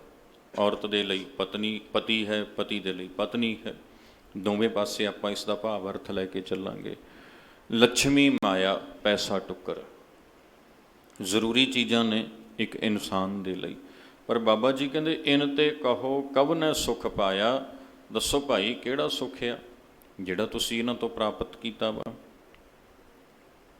ਇਨ ਤੇ ਕਹੋ ਕਬ ਨੇ ਸੁਖ ਪਾਇਆ, ਕਿਹੜਾ ਸੁੱਖ ਪ੍ਰਾਪਤ ਕੀਤਾ? ਭਾਵ ਇਹ ਹੈ ਬਈ ਜੇ ਤੇ ਸੁੱਖ ਦੀ ਆਸ ਰੱਖੀ, ਇਹਨਾਂ ਤੋਂ ਸੁੱਖ ਨਾ ਮਿਲਿਆ, ਬਹੁਤ ਦੁਖੀ ਹੋਵੋਗੇ। ਅੱਜ ਬੜਿਆਂ ਨੂੰ ਸਾਧ ਸੰਗਤ ਦੁਖੀ ਹੁੰਦਿਆਂ ਨੂੰ ਵੇਖਦੇ ਹਾਂ। ਬੜੇ ਬਜ਼ੁਰਗਾਂ ਦੀ ਇਹ ਹਾਲਤ ਹੈ। ਹਾਲਾਂਕਿ ਹੈ ਤੇ ਇਹ ਕੁਦਰਤ ਦੀ ਇੱਕ ਪ੍ਰਕਿਰਿਆ। ਮਨੁੱਖ ਦਾ ਫੈਸਲਾ ਹੁੰਦਾ ਵਿਆਹ ਕਰਾਉਣ ਦਾ, ਫਿਰ ਮਨੁੱਖ ਦਾ ਫੈਸਲਾ ਹੁੰਦਾ ਵੀ ਉਹਦੇ ਘਰ ਸੰਤਾਨ ਹੋਵੇ। ਚਲੋ ਕੁਦਰਤ ਦੀ ਦਾਤ ਹੈ, ਧੀ ਆ ਗਈ ਕਿ ਪੁੱਤਰ ਆ ਗਿਆ, ਆਇਆ ਵੀ ਕਿ ਨਹੀਂ ਵੀ ਆਇਆ, ਉਹ ਪਰਮੇਸ਼ਰ ਦੀ ਦਾਤ ਆ, ਹੈ ਨਾ। ਹੁਣ ਜੋ ਆ ਗਿਆ ਤੇ ਫਿਰ ਉਹਦੇ ਉੱਪਰ ਮਨੁੱਖ ਅੱਗੇ ਅਹਿਸਾਨ ਜਤਾਉਣ ਲੱਗ ਪੈਂਦਾ ਵੀ ਅਸੀਂ ਤੈਨੂੰ ਪਾਲਿਆ, ਅਸੀਂ ਤੈਨੂੰ ਇਉਂ ਕੀਤਾ, ਹੁਣ ਤੂੰ ਸਾਡੇ ਲਈ ਇਉਂ ਕਰ, ਹੈ ਨਾ। ਇਹ ਚੀਜ਼ਾਂ ਨੇ ਜਿਹੜੀਆਂ ਅਸਲ ਵਿੱਚ ਪਰਮੇਸ਼ਰ ਦੀ ਸਾਜੀ ਹੋਈ ਇਸ ਕਾਇਨਾਤ ਦੇ ਅੰਦਰ। ਜਦੋਂ ਨਿਆਣਾ ਜਣਨਾ ਵਾ ਤੇ ਫਿਰ ਉਹਦੀ ਪਰਵਰਿਸ਼ ਦੀ ਜ਼ਿੰਮੇਵਾਰੀ ਵੀ ਤੇ ਜਨਮ ਦੇਣ ਵਾਲਿਆਂ ਦੀ ਹੈ ਨਾ, ਕਿ ਜੰਮ ਕੇ ਸੁੱਟਣ ਵਾਸਤੇ ਜੰਮਿਆ ਉਹਨਾਂ ਨੇ। ਜ਼ਿੰਮੇਵਾਰੀ ਆ ਨਾ ਉਹਨਾਂ ਦੀ, ਉਹ ਨਿਭਾਉਣੀ ਪੈਣੀ ਆ ਤੇ ਉਹ ਨਿਭਾਈ ਜਾਂਦੀ ਆ। ਪਰ ਉਹ ਇਸ ਰੂਪ 'ਚ ਨਾ ਨਿਭਾਈ ਜਾਵੇ, ਇਹ ਆਸ ਰੱਖ ਕੇ ਨਾ ਨਿਭਾਈ ਜਾਵੇ ਵੀ ਹੁਣ ਮੈਂ ਪਾਲਦਾ ਤੇ ਬਾਅਦ 'ਚ ਮੈਨੂੰ ਪਾਲਣਗੇ, ਇਹ ਉਮੀਦ ਨਾ ਰੱਖੀ। ਜੇ ਇਹ ਉਮੀਦ ਰੱਖੀ ਨਾ, ਬੁਢੇਪੇ 'ਚ ਨਾ ਸਾਂਭਿਆ ਤੇ ਬਹੁਤ ਦੁਖੀ ਹੋਏਗਾ, ਬਹੁਤ ਰੋਏਗਾ, ਬਹੁਤ ਪਿੱਟੇਗਾ ਨਾ। ਇਹ ਉਮੀਦ ਨਾ ਰੱਖੀ। ਆਪਣੀ ਜ਼ਿੰਮੇਵਾਰੀ, ਆਪਣਾ ਫਰਜ਼ ਨਿਭਾ ਦੇ। ਹਾਂ, ਉਹਨਾਂ ਦੇ ਸ਼ਾਬਾਸ਼ੇ ਉਹ ਸੰਭਾਲ ਲੈਣ ਤੇ ਸੁੱਖ ਮਿਲੇਗਾ, ਤੇ ਨਹੀਂ ਵੀ ਸੰਭਾਲਣਗੇ ਤੇ ਘੱਟੋ ਘੱਟ ਉਮੀਦ ਤੇ ਨਹੀਂ ਸੀ ਨਾ ਰੱਖੀ, ਆਸ ਤੇ ਨਹੀਂ ਸੀ ਨਾ ਰੱਖੀ। ਇਨ ਤੇ ਕਹੋ ਕਬ ਨੇ ਸੁੱਖ ਪਾਇਆ। ਬਾਬਾ ਜੀ ਕਹਿੰਦੇ ਇਹਨਾਂ ਚੀਜ਼ਾਂ ਤੋਂ, ਭਾਵੇਂ ਤੁਹਾਡਾ ਪਰਿਵਾਰ ਹੈ, ਭਾਵੇਂ ਪੈਸਾ ਹੈ, ਜੋ ਕਮਾਇਆ ਠੀਕ ਹੈ, ਇਸ ਨੂੰ ਆਪਣੀ ਸੁੱਖ ਸਹੂਲਤ, ਆਪਣੇ ਸਾਧਨ ਦੇ ਲਈ ਇਹਨਾਂ 'ਚ ਰਹਿ ਸਕਦੇ ਹੋ, ਪੈਸੇ ਨੂੰ ਵਰਤ ਸਕਦੇ ਹੋ, ਪਰ ਕਦੀ ਵੀ ਇਹ ਇੱਛਾ ਨਾ ਰੱਖੋ ਬਈ ਇਹਨਾਂ 'ਚੋਂ ਸੁੱਖ ਮਿਲੇਗਾ। ਕਦੀ ਵੀ ਇਹ ਆਸ ਨਾ ਰੱਖੋ, ਕਿਉਂਕਿ ਸਦੀਵੀ ਸੁੱਖ, ਸਦਾ ਰਹਿਣ ਵਾਲਾ ਸੁੱਖ ਪਦਾਰਥ ਵਿੱਚ ਹੈ ਨਹੀਂ। ਉਹ ਪਰਮੇਸ਼ਰ ਦੇ ਨਾਮ 'ਚ, ਉਹ ਆਪਾਂ ਪਹਿਲਾਂ ਗੱਲ ਕਰ ਹਟਿਆ ਨਾ, ਨਾਮ ਰਹਿਓ ਸਾਧੂ ਰਹਿਓ, ਉਸ ਪਾਸੇ ਹੈਗਾ, ਇੱਧਰ ਹੈ ਨਹੀਂ। ਤੇ ਜਦੋਂ ਇੱਧਰ ਹੈ ਨਹੀਂ ਤੇ ਫਿਰ ਇੱਧਰ ਲੱਭਣ ਦੀ ਵੀ ਲੋੜ ਨਹੀਂ, ਜ਼ਰੂਰਤ ਨਹੀਂ। ਇਸ ਲਈ ਮਹਾਰਾਜ ਜੀ ਉਹ ਸਮਝਾਉਂਦੇ ਨੇ, ਇਨ ਤੇ ਕਹੋ ਕਬ ਨੇ ਸੁੱਖ ਪਾਇਆ। ਦੱਸੋ ਭਾਈ, ਕਿਨੇ ਸਦਾ ਰਹਿਣ ਵਾਲਾ ਸੁੱਖ ਇਹਨਾਂ ਪਦਾਰਥਾਂ ਵਿੱਚੋਂ ਜਾਂ ਫਿਰ ਆਪਣੇ ਪਰਿਵਾਰ ਵਿੱਚੋਂ ਪਾਇਆ ਹੈ। ਕਬੀਰ ਅਬਰ ਨਹੀਂ ਕਾਮਾ, ਹਮਰੇ ਮਨ ਤਨ ਰਾਮ ਕੋ ਨਾਮਾ। ਕਹਿਤ ਕਬੀਰ ਅਵਰ ਨਹੀਂ ਕਾਮਾ। ਕਬੀਰ ਜੀ ਕਹਿਣ ਲੱਗੇ, ਹੁਣ ਸਾਧ ਸੰਗਤ ਇੱਥੋਂ ਇਹ ਬੇਨਤੀ ਨੂੰ ਆਪ ਜੀ ਨੇ ਸਮਝਣਾ, ਮੇਰੀ ਬੇਨਤੀ ਦਾ ਕਿਤੇ ਅਰਥ ਕਿਸੇ ਹੋਰ ਰੂਪ 'ਚ ਨਾ ਲੰਘ ਜਾਏ। ਕਰਤੱਵ ਨੇ, ਜ਼ਿੰਮੇਵਾਰੀਆਂ ਨੇ, ਸਾਰੀਆਂ ਆਪੋ ਆਪਣੀਆਂ ਨੇ, ਹੈ ਨਾ, ਉਹ ਆਪਾਂ ਨੂੰ ਨਿਭਾਉਣੀਆਂ ਨੇ। ਮਾਪਿਆਂ ਦੀਆਂ ਬੱਚਿਆਂ ਪ੍ਰਤੀ ਨੇ ਤੇ ਬੱਚਿਆਂ ਦੀਆਂ ਬਜ਼ੁਰਗਾਂ ਪ੍ਰਤੀ ਨੇ, ਉਹ ਨਿਭਾਉਣੀਆਂ ਨੇ। ਉਹ ਆਪਾਂ ਨੂੰ ਆਪਣੇ ਵਿਰਸੇ ਵਿੱਚੋਂ ਵੀ ਸਿਖਾਲਿਆ ਗਿਆ ਵਾ ਤੇ ਸਮਾਜਿਕ ਤੌਰ 'ਤੇ ਸਾਡੀ ਜ਼ਿੰਮੇਵਾਰੀ ਵੀ ਬਣਦੀ ਆ। ਤੇ ਇਤਿਹਾਸਕ ਪੱਖ ਤੋਂ ਵੀ ਆਪਾਂ ਨੂੰ ਗੁਰੂ ਪਾਤਸ਼ਾਹਾਂ ਨੇ ਇਹ ਚੀਜ਼ਾਂ ਆਪਣੇ ਜੀਵਨ 'ਚੋਂ ਸਮਝਾਈਆਂ ਨੇ। ਗੁਰੂ ਨਾਨਕ ਪਾਤਸ਼ਾਹ ਜੀ ਦਾ ਜੀਵਨ ਆਪਾਂ ਵੇਖੀਏ, ਅਖੀਰ ਤੱਕ, ਭਾਵੇਂ ਉਹ ਬਾਬਾ ਕਾਲੂ ਜੀ ਹੋਣ, ਭਾਵੇਂ ਉਹ ਮਾਤਾ ਤ੍ਰਿਪਤਾ ਜੀ ਹੋਣ, ਉਹਨਾਂ ਨੇ ਆਪਣੀ ਜੋ ਜ਼ਿੰਮੇਵਾਰੀ ਸੀ ਅੰਤ ਤੱਕ ਨਿਭਾਈ ਹੈ ਪਰਿਵਾਰ ਪ੍ਰਤੀ, ਇੱਕ ਪੁੱਤਰ ਹੋਣ ਦੇ ਨਾਤੇ। ਸਮਾਜਿਕ ਤੌਰ 'ਤੇ ਜੋ ਜ਼ਿੰਮੇਵਾਰੀਆਂ ਨੇ ਵੱਖਰੀਆਂ ਨੇ, ਪਰ ਉਹਨਾਂ 'ਚੋਂ ਸਦੀਵੀ ਸੁੱਖ ਨੂੰ ਨਹੀਂ ਲੱਭਣਾ ਆਪਾਂ, ਉੱਥੋਂ ਨਹੀਂ ਮਿਲੇਗਾ। ਤੇ ਉੱਥੋਂ ਨਾ ਵੀ ਮਿਲੇ ਤੇ ਫਿਰ ਵੀ ਆਪਾਂ ਉਸ ਦੀ ਆਸ ਨਹੀਂ ਰੱਖਣੀ ਹੈਗੀ। ਹੁਣ ਬਾਬਾ ਜੀ ਕਹਿੰਦੇ, ਕਹਿਤ ਕਬੀਰ ਅਵਰ ਨਹੀਂ ਕਾਮਾ, ਹਮਰੈ ਧਨ ਰਾਮ ਕੋ ਨਾਮਾ। ਕਬੀਰ ਜੀ ਮਹਾਰਾਜ ਕਹਿਣ ਲੱਗੇ, ਭਾਈ ਜੇ ਸਾਨੂੰ ਪੁੱਛਦੇ ਹੋ ਨਾ, ਹਮਰੈ ਧਨ, ਸਾਡੇ ਲਈ ਜੋ ਧਨ ਹੈ, ਰਾਮ ਕੋ ਨਾਮਾ, ਪਰਮੇਸ਼ਰ ਦਾ ਨਾਮ ਹੀ ਸਭ ਤੋਂ ਕੀਮਤੀ ਧਨ ਹੈ। ਤੇ ਹਮਰੈ ਧਨ ਰਾਮ ਕੋ ਨਾਮਾ, ਇਸ ਤੋਂ ਬਿਨਾ ਅਵਰ ਨਹੀਂ ਕਾਮਾ। ਬਾਬਾ ਕਬੀਰ ਜੀ ਕਹਿੰਦੇ, ਹੋਰ ਕੋਈ ਚੀਜ਼ ਅਸੀਂ ਨਹੀਂ ਸਮਝਦੇ ਕਿ ਸਦਾ ਨਿਭਣ ਵਾਲੀ ਹੈ, ਕੰਮ ਆਉਣ ਵਾਲੀ ਹੈ। ਹੁਣ ਸਾਧ ਸੰਗਤ ਦੇ ਪਾਵਨ ਸ਼ਬਦ ਨੂੰ ਆਪਾਂ ਵਿਚਾਰਿਆ ਵਾ, 4 ਪਦਿਆਂ ਦਾ ਵਾ, ਤੇ ਪਾਵਨ ਸ਼ਬਦ ਵਿੱਚੋਂ ਬਾਬਾ ਕਬੀਰ ਜੀ ਮਹਾਰਾਜ ਨੇ ਕਿਰਪਾ ਕਰਕੇ ਸਾਨੂੰ ਇਹ ਸੋਝੀ ਦਿੱਤੀ ਹੈ, ਸੰਸਾਰ ਦੇ ਪ੍ਰਤੀ ਅਸੀਂ ਆਪਣੇ ਦ੍ਰਿਸ਼ਟੀਕੋਣ 'ਚ ਤਬਦੀਲੀ ਲੈ ਕੇ ਆਈਏ। ਇਹਨੂੰ ਵੇਖਣ ਦਾ ਜੋ ਸਾਡਾ ਤਰੀਕਾ ਹੈ, ਇਸ 'ਚ ਵਿਚਰਨ ਦਾ ਜੋ ਆਪਣਾ ਤਰੀਕਾ ਹੈ, ਇਸ 'ਚ ਤਬਦੀਲੀ ਲੈ ਕੇ ਆਈਏ। ਜਦੋਂ ਉਹਦੇ 'ਚ ਤਬਦੀਲੀ ਆ ਗਈ, ਫਿਰ ਸਾਡੀ ਸੁਰਤ ਵੀ ਸੌਖੀ ਪਰਮੇਸ਼ਰ ਦੇ ਨਾਮ ਨਾਲ ਜੁੜੇਗੀ। ਨਹੀਂ ਹੁਣ ਤੇ ਦੁਨਿਆਵੀ ਆਸਾਵਾਂ ਤੇ ਉਮੀਦਾਂ ਦੇ ਵਿੱਚ ਘਿਰੀ ਰਹੇਗੀ, ਨਾਮ ਦੇ ਵਿੱਚ ਕਿੱਥੋਂ ਜੁੜੇਗੀ। ਫਲਾਣੇ ਨੇ ਮੇਰੇ ਲਈ ਐਂ ਨਹੀਂ ਕੀਤਾ, ਫਲਾਣੇ ਤੋਂ ਮੈਂ ਇਹ ਆਸ ਰੱਖੀ ਸੀ, ਉਹਨੇ ਇਉਂ ਨਹੀਂ ਕੀਤਾ। ਸੁਰਤ ਤੇ ਉਸ ਪਾਸੇ ਘਿਰੀ ਪਈ ਆ, ਪਤਾ ਨਹੀਂ ਕਿੰਨੇ ਜੰਜਾਲਾਂ 'ਚ, ਕਿੱਥੋਂ ਇਹ ਨਾਮ ਦਾ ਰਸ ਪ੍ਰਾਪਤ ਕਰ ਸਕੇਗੀ ਸਾਧ ਸੰਗਤ। ਉਸ ਰਸ ਨੂੰ ਪ੍ਰਾਪਤ ਕਰਨ ਦੇ ਲਈ ਨਾ, ਜਿਹੜੇ ਬਾਕੀ ਰਸ ਨੇ ਉਹਨਾਂ ਨੂੰ ਤਿਆਗਣਾ ਪਏਗਾ, ਉਹਨਾਂ ਨੂੰ ਛੱਡਣਾ ਪਏਗਾ। ਸੋ ਸਾਧ ਸੰਗਤ ਯਤਨ ਕਰੀਏ, ਇਹਦਾ ਸੰਸਾਰ ਦੀ ਹਕੀਕਤ ਨੂੰ ਸਾਹਮਣੇ ਰੱਖ ਕੇ ਵਿਚਰੀਏ। ਇਹੀ ਭਾਵ ਅਗਲੇ ਸ਼ਬਦ ਵਿੱਚੋਂ ਆਪ ਜੀ ਦਿੰਦੇ ਹਨ। ਰਾਮ ਸਿਮਰ ਰਾਮ ਸਿਮਰ ਰਾਮ ਸਿਮਰ ਭਾਈ। ਬਾਬਾ ਕਬੀਰ ਜੀ ਕਹਿਣ ਲੱਗੇ, ਰਾਮ ਸਿਮਰ ਰਾਮ ਸਿਮਰ ਰਾਮ ਸਿਮਰ ਭਾਈ। ਹੁਣ ਇਹ ਸਿੱਧਾ ਉਪਦੇਸ਼ ਆ। ਪਹਿਲਾਂ ਉਪਦੇਸ਼ ਸੀ ਨਾ, ਓਛੇ ਤਪ ਕਰ ਬਾਹੁਰ ਐਬੋ, ਬਈ ਓਛੇ ਤਪਾਂ 'ਚ ਫਸ ਕੇ ਮਨੁੱਖ ਬਾਰ-ਬਾਰ ਇੱਦਾਂ ਹੀ ਫਿਰਦਾ, ਭਟਕਦਾ ਰਹਿੰਦਾ ਹੈ। ਤੇ ਹੁਣ ਬਾਬਾ ਜੀ ਸਿੱਧਾ ਉਪਦੇਸ਼ ਕਰਦੇ ਨੇ, ਰਾਮ ਸਿਮਰ ਰਾਮ ਸਿਮਰ ਰਾਮ ਸਿਮਰ ਭਾਈ। ਐ ਭਾਈ, ਤੂੰ ਬਾਕੀ ਜੰਜਾਲਾਂ ਨੂੰ ਛੱਡ ਕੇ, ਬਾਕੀ ਕਿਰਿਆਵਾਂ ਨੂੰ ਛੱਡ ਕੇ, ਕਰਮ ਕਾਂਡਾਂ ਨੂੰ ਛੱਡ ਕੇ ਰਾਮ ਸਿਮਰ। ਅਕਾਲ ਪੁਰਖ ਵਾਹਿਗੁਰੂ ਜੀ ਜੋ ਸਰਬ ਵਿਆਪਕ ਹਨ, ਆਪਣੀ ਸੁਰਤ ਨੂੰ ਉਹਨਾਂ ਵਿੱਚ ਜੋੜਨਾ ਕਰ। ਰਾਮ ਨਾਮ ਸਿਮਰਨ ਬਿਨ ਬੁੱਢ ਤੇ ਅਧਿਕਾਈ ਰਹਾਉ। ਵੇਖ ਦੁਨੀਆ ਵੱਲ ਝਾਤੀ ਮਾਰ ਕੇ RAM ਨਾਮ ਸਿਮਰਨ ਬਿਨ, ਪਰਮੇਸ਼ਰ ਦੇ ਸਿਮਰਨ ਤੋਂ ਬਿਨਾਂ ਬੂਢ ਤੇ ਅਧਿਕਾਈ। ਅਧਿਕਾਈ ਦਾ ਅਰਥ ਬਹੁਤ ਜ਼ਿਆਦਾ ਧਨਵਾਨ ਲੋਕੀ, ਤਕੜੇ ਲੋਕੀ ਪਰਮੇਸ਼ਰ ਦੇ ਨਾਮ ਤੋਂ ਬਿਨਾਂ ਤੁਹਾਨੂੰ ਡੁੱਬਦੇ ਨਜ਼ਰ ਆਉਣਗੇ। ਡੁੱਬੇ ਪਏ ਨੇ ਸਾਧ ਸੰਗਤ, ਗਿਆਨ ਤੇ ਬੜਾ, ਸਮਝ ਤੇ ਬੜੀ ਆ, ਪਰ ਪਰਮੇਸ਼ਰ ਦੇ ਨਾਮ ਤੋਂ ਬਿਨਾਂ ਡੁੱਬੇ ਪਏ ਨੇ। ਧਨ ਤੇ ਬਹੁਤ ਆ, ਨਾਮ ਹੈ ਨਹੀਂ ਨਾ, ਤੇ ਡੁੱਬੇ ਪਏ ਨੇ। ਪਦਾਰਥ ਬੜੇ ਨੇ ਪਰ ਨਾਮ ਹੈ ਨਹੀਂ ਤੇ ਡੁੱਬੇ ਪਏ ਨੇ। ਪ੍ਰਤਿਸ਼ਠਤਾ ਬੜੀ ਆ, ਜਗਤ ਵਿੱਚ ਸ਼ੋਭਾ ਬੜੀ ਹੈ, ਪਰ ਪਰਮੇਸ਼ਰ ਦਾ ਨਾਮ ਹੈ ਨਹੀਂ, ਪਿਆਰ ਹੈ ਨਹੀਂ, ਸੁਰਤ ਦੀ ਸਾਂਝ ਹੈ ਨਹੀਂ ਸਰਬ ਵਿਆਪਕ ਨਾਲ, ਤੇ ਡੁੱਬੇ ਪਏ ਨੇ ਜੰਜਾਲਾਂ 'ਚ। ਮਹਾਰਾਜ ਕਹਿੰਦੇ ਬੂਢ ਤੇ ਅਧਿਕਾਈ। ਬੂਢ ਤੇ ਦਾ ਅਰਥ ਬਈ ਡੁੱਬੇ ਹਨ। ਬਣਤਾ ਸੁਤ ਦੇਹ ਗ੍ਰਹਿ ਸੰਪਤ ਸੁਖਦਾਈ। ਬਨਤਾ ਸੁਤ ਦੇਹ ਗ੍ਰਹਿ ਸੁਖਦਾਈ, ਸੰਪਤ ਸੁਖਦਾਈ। ਬਾਬਾ ਕਬੀਰ ਜੀ ਨੇ ਹੁਣ ਉਹੀ ਗੱਲ ਇੱਥੇ ਰਿਪੀਟ ਕੀਤੀ। ਬਨਤਾ ਦਾ ਅਰਥ ਹੈ ਪਤਨੀ, ਭਾਵ ਪਤੀ ਪਤਨੀ ਦਾ ਰਿਸ਼ਤਾ। ਸੁਤ ਦਾ ਅਰਥ ਧੀਆਂ ਪੁੱਤਰ, ਦੇਹ ਦਾ ਅਰਥ ਸਰੀਰ। ਸੰਪਤ ਸੁਖਦਾਈ, ਸੰਪਤ ਦਾ ਅਰਥ ਸੰਪਦਾ, ਦੌਲਤ, ਜਾਗੀਰ ਜੋ ਹੈ। ਇਹਨਾਂ ਨੂੰ ਹੀ ਮਨੁੱਖ ਨੇ ਆਪਣੇ ਲਈ ਸੁੱਖ ਦਾ ਸਾਧਨ ਮੰਨ ਲਿਆ ਹੈ। ਪਰ ਚੇਤਾ ਰੱਖਣਾ ਸਾਧ ਸੰਗਤ, ਜਿਨ੍ਹਾਂ ਕੋਲ ਬਹੁਤ ਜ਼ਿਆਦਾ ਸੰਪਦਾ ਹੈ, ਜਿਨ੍ਹਾਂ ਦੇ ਪਰਿਵਾਰ ਵੀ ਹਨ, ਜਿਹੜੀਆਂ ਚੀਜ਼ਾਂ ਇੱਕ ਆਮ ਇਨਸਾਨ ਸੋਚਦਾ ਬਈ ਜ਼ਿੰਦਗੀ 'ਚ ਮੇਰੇ ਕੋਲੇ ਹੋਣ, ਜਿਨ੍ਹਾਂ ਕੋਲ ਉਹ ਸਾਰੀਆਂ ਨੇ, ਕੀ ਉਹ ਸੁਖੀ ਨੇ? ਕਦੀ ਝਾਤੀ ਮਾਰਿਓ, ਬੰਦਾ ਸੋਚਦਾ ਹੈ ਨਾ। ਇੱਕ ਆਮ ਬੱਚਾ ਸੋਚਦਾ ਮੇਰੇ ਕੋਲ ਸੋਹਣਾ ਜਿਹਾ ਮੋਬਾਈਲ ਫੋਨ ਹੋਵੇ, ਉਹਨੂੰ ਵੇਖੇ ਵੀ ਜਿਹਦੇ ਕੋਲ ਬਹੁਤਾ ਵਧੀਆ, ਕੀ ਉਹ ਸੁਖੀ ਆ? ਆਮ ਬੰਦਾ ਸੋਚਦਾ ਮੇਰੇ ਕੋਲ ਵਧੀਆ ਜੀ ਇੱਕ ਕਾਰ ਹੋਵੇ, ਤੇ ਫਿਰ ਝਾਤੀ ਮਾਰੇ ਜਿਹਦੇ ਕੋਲ ਹੈਗੀ ਆ, ਕੀ ਉਹ ਸੁਖੀ ਆ? ਕੀ ਉਹਨੂੰ ਸੁੱਖ ਲੈਣ ਦੀ ਜਾਂਚ ਆ ਗਈ ਕਿ ਸੁੱਖ ਪਦਾਰਥ ਵਿੱਚੋਂ ਮਿਲਦਾ? ਜੇ ਅਸੀਂ ਪਦਾਰਥ ਦੇ ਨਾਲ ਆਪਣੇ ਸੁੱਖ ਨੂੰ ਜੋੜ ਕੇ ਰੱਖਿਆ ਹੋਇਆ, ਫਿਰ ਚੇਤਾ ਰੱਖਣਾ ਸੁੱਖ ਉਦੋਂ ਤੱਕ ਰਹੇਗਾ ਜਦੋਂ ਤੱਕ ਪਦਾਰਥ ਰਹੇਗਾ, ਤੇ ਜਦੋਂ ਪਦਾਰਥ ਨਹੀਂ ਰਹੇਗਾ ਨਾ, ਸੁੱਖ ਵੀ ਨਹੀਂ ਰਹੇਗਾ। ਫਿਰ ਸਾਡਾ ਸੁੱਖ ਪਦਾਰਥਾਂ 'ਚ ਉਲਝਿਆ ਪਿਆ ਹੋਵੇਗਾ। ਤੇ ਆਪਾਂ ਕਦੀ ਵੀ ਆਪਣੇ ਸੁੱਖ ਦੀ ਬੁਨਿਆਦ ਪਦਾਰਥ ਉੱਪਰ ਨਾ ਰੱਖੀਏ। ਪਦਾਰਥ ਦਾ ਕੋਈ ਭਰੋਸਾ ਨਹੀਂ, ਕਦੋਂ ਬਿਨਸ ਜਾਣਾ ਵਾ, ਤੇ ਜਦੋਂ ਪਦਾਰਥ ਬਿਨਸੇਗਾ ਸੁੱਖ ਵੀ ਸਾਡਾ ਨਾਲ ਜਾਏਗਾ। ਚੇਤਾ ਰੱਖਿਓ, ਗੁਰੂ ਗੋਬਿੰਦ ਸਿੰਘ ਜੀ ਦੇ ਕੋਲ ਕਿਹੜੀ ਚੀਜ਼ ਨਹੀਂ ਸੀ ਜ਼ਿੰਦਗੀ 'ਚ? ਕੀ ਨਹੀਂ ਸੀ ਉਹਨਾਂ ਕੋਲ?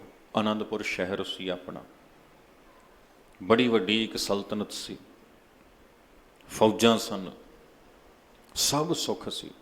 ਪਰ ਉਹਨਾਂ ਨੇ ਕਦੀ ਵੀ ਆਪਣਾ ਸੁੱਖ ਪਦਾਰਥ ਨਾਲ, ਆਨੰਦਪੁਰ ਨਾਲ, ਸ਼ਹਿਰ ਨਾਲ ਜਾਂ ਫੌਜਾਂ ਨਾਲ ਜੋੜ ਕੇ ਨਹੀਂ ਰੱਖਿਆ, ਕਦੀ ਨਹੀਂ ਰੱਖਿਆ।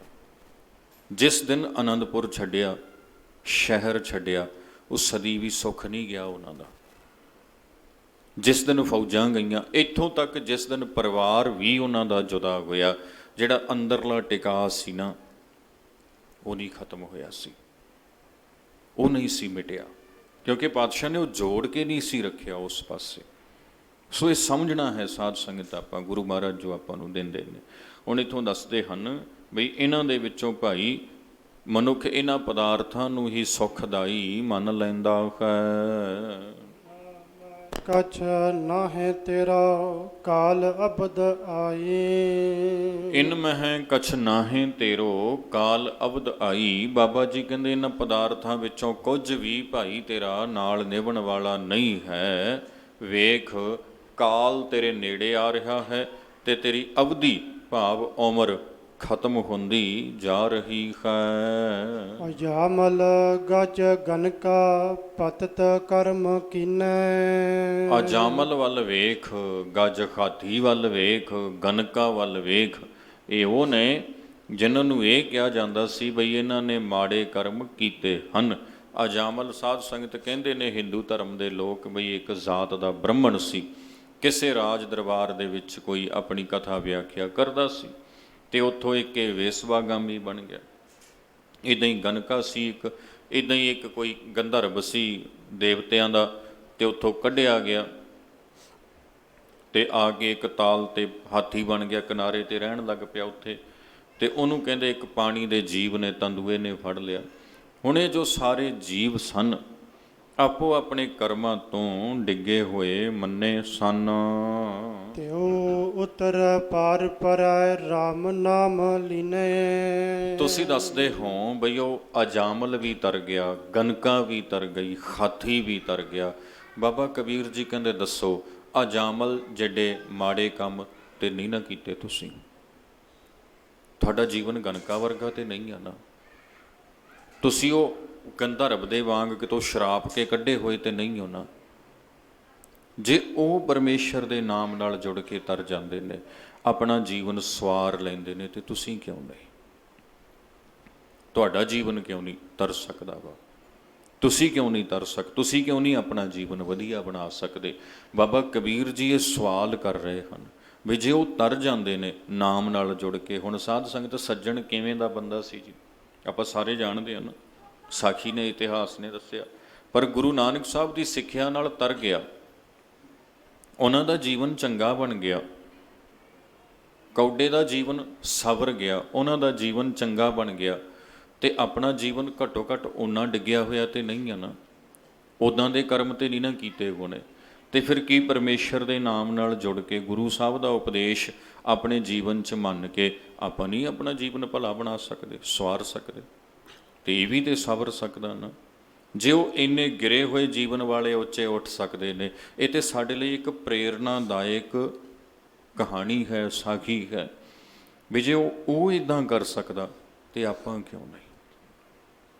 ਅਕਸਰ ਮੈਂ ਬੇਨਤੀ ਕਰਦਾ ਗੁਨਾ, ਕਿੰਨੀਆਂ ਚੀਜ਼ਾਂ ਨੇ ਪ੍ਰੇਰਨਾਦਾਇਕ ਸਾਡੇ ਇਤਿਹਾਸ ਨੂੰ, ਇਹ ਆਪਾਂ ਲੈ ਲਈਏ। ਮਹਾਰਾਜਾ ਰਣਜੀਤ ਸਿੰਘ ਦੀ ਅਕਸਰ ਮੈਂ ਬੇਨਤੀ ਸਾਂਝੀ ਕਰਦਾ ਗੁਨਾ, ਨਿੱਕੀ ਜੀ ਮਿਸਲ ਦਾ ਮਾਲਕ, ਪੜ੍ਹਿਆ ਲਿਖਿਆ ਵੀ ਨਹੀਂ, ਕੱਦ ਕਾਠ ਵੀ ਕੋਈ ਬਹੁਤਾ ਲੰਬਾ ਨਹੀਂ, ਦੇਖਣ ਨੂੰ ਵੀ ਸੋਹਣਾ ਨਹੀਂ, ਇੱਕ ਅੱਖ ਉਹਦੀ ਹੈ ਨਹੀਂ, ਸੈਨਾ ਕੋਈ ਬਾਹਲੀ ਵੱਡੀ ਨਹੀਂ, ਪਰ ਹਿੰਮਤੀ ਬਹੁਤ ਸੀ। ਤੇ ਬੰਦਾ ਕਿੱਡਾ ਵੱਡਾ ਰਾਜ ਸਥਾਪਿਤ ਕਰ ਗਿਆ। ਜੇ ਉਹ ਕਰ ਸਕਦਾ ਤੇ ਬਾਕੀ ਕਿਉਂ ਨਹੀਂ ਬਈ? ਜਿਨ੍ਹਾਂ ਕੋਲ ਸਭ ਕੁਝ ਹੈ ਉਹ ਕਿਉਂ ਨਹੀਂ ਕਰ ਸਕਦੇ? ਹਿੰਮਤ ਦੀ ਲੋੜ ਹੁੰਦੀ ਹੈ ਸਾਧ ਸੰਗਤ। ਆਮ ਆਪਣੀ ਪੰਜਾਬੀ ਦੀ ਇੱਕ ਅਖੌਤ ਹੈ, ਹਿੰਮਤ ਅੱਗੇ ਲੱਛਮੀ ਪੱਖੇ ਅੱਗੇ ਪਾਉਣ। ਤੇ ਗੁਰੂ ਸਾਹਿਬ ਨੇ ਸਾਨੂੰ ਉਦਮੀ ਬਣਾਇਆ। ਮਹਾਰਾਜ ਕਹਿੰਦੇ ਉਦਮ ਕਰੀਂਦਿਆਂ ਜੀਓ ਤੂੰ, ਕਮਾਉਂਦਿਆਂ ਸੁਖ ਪੁੰਚ, ਧਿਆਏਂਦਿਆਂ ਤੂੰ ਪ੍ਰਭ ਮਿਲ, ਨਾਨਕ ਉਤਰੀ ਚਿੰਦ। ਗੁਰੂ ਸਾਹਿਬ ਸਾਨੂੰ ਇੱਦਾਂ ਸਮਝਾਉਂਦੇ ਨੇ ਵੀ ਜੇ ਉਹ ਗਨਕਾ ਵਰਗੇ, ਅਜਾਮਲ ਵਰਗੇ, ਜੇ ਉਹ ਸਵਰ ਸਕਦੇ ਨੇ, ਆਪਣੇ ਜੀਵਨ ਨੂੰ ਸਵਾਰ ਸਕਦੇ ਨੇ, ਤੇ ਭਾਈ ਤੁਸੀਂ ਵੀ ਆਪਣੇ ਅੰਤਰ ਝਾਤ ਮਾਰਨੀ ਕਰੋ। ਸੁਕਰ ਕੁਕਰ ਜੋਨ ਭ੍ਰਮੈ ਤਉ ਲਾਜ ਨ ਆਈ। ਸੂਕਰ ਕੂਕਰ ਜੋਨ ਭ੍ਰਮੇ ਤਉ ਲਾਜ ਨਾ ਆਈ। ਐ ਮਨੁੱਖ, ਤੂੰ ਮਨੁੱਖ ਬਣਨ ਤੋਂ ਪਹਿਲਾਂ ਕਿੱਥੋਂ ਲੰਘ ਕੇ ਆਇਆ ਵਾ?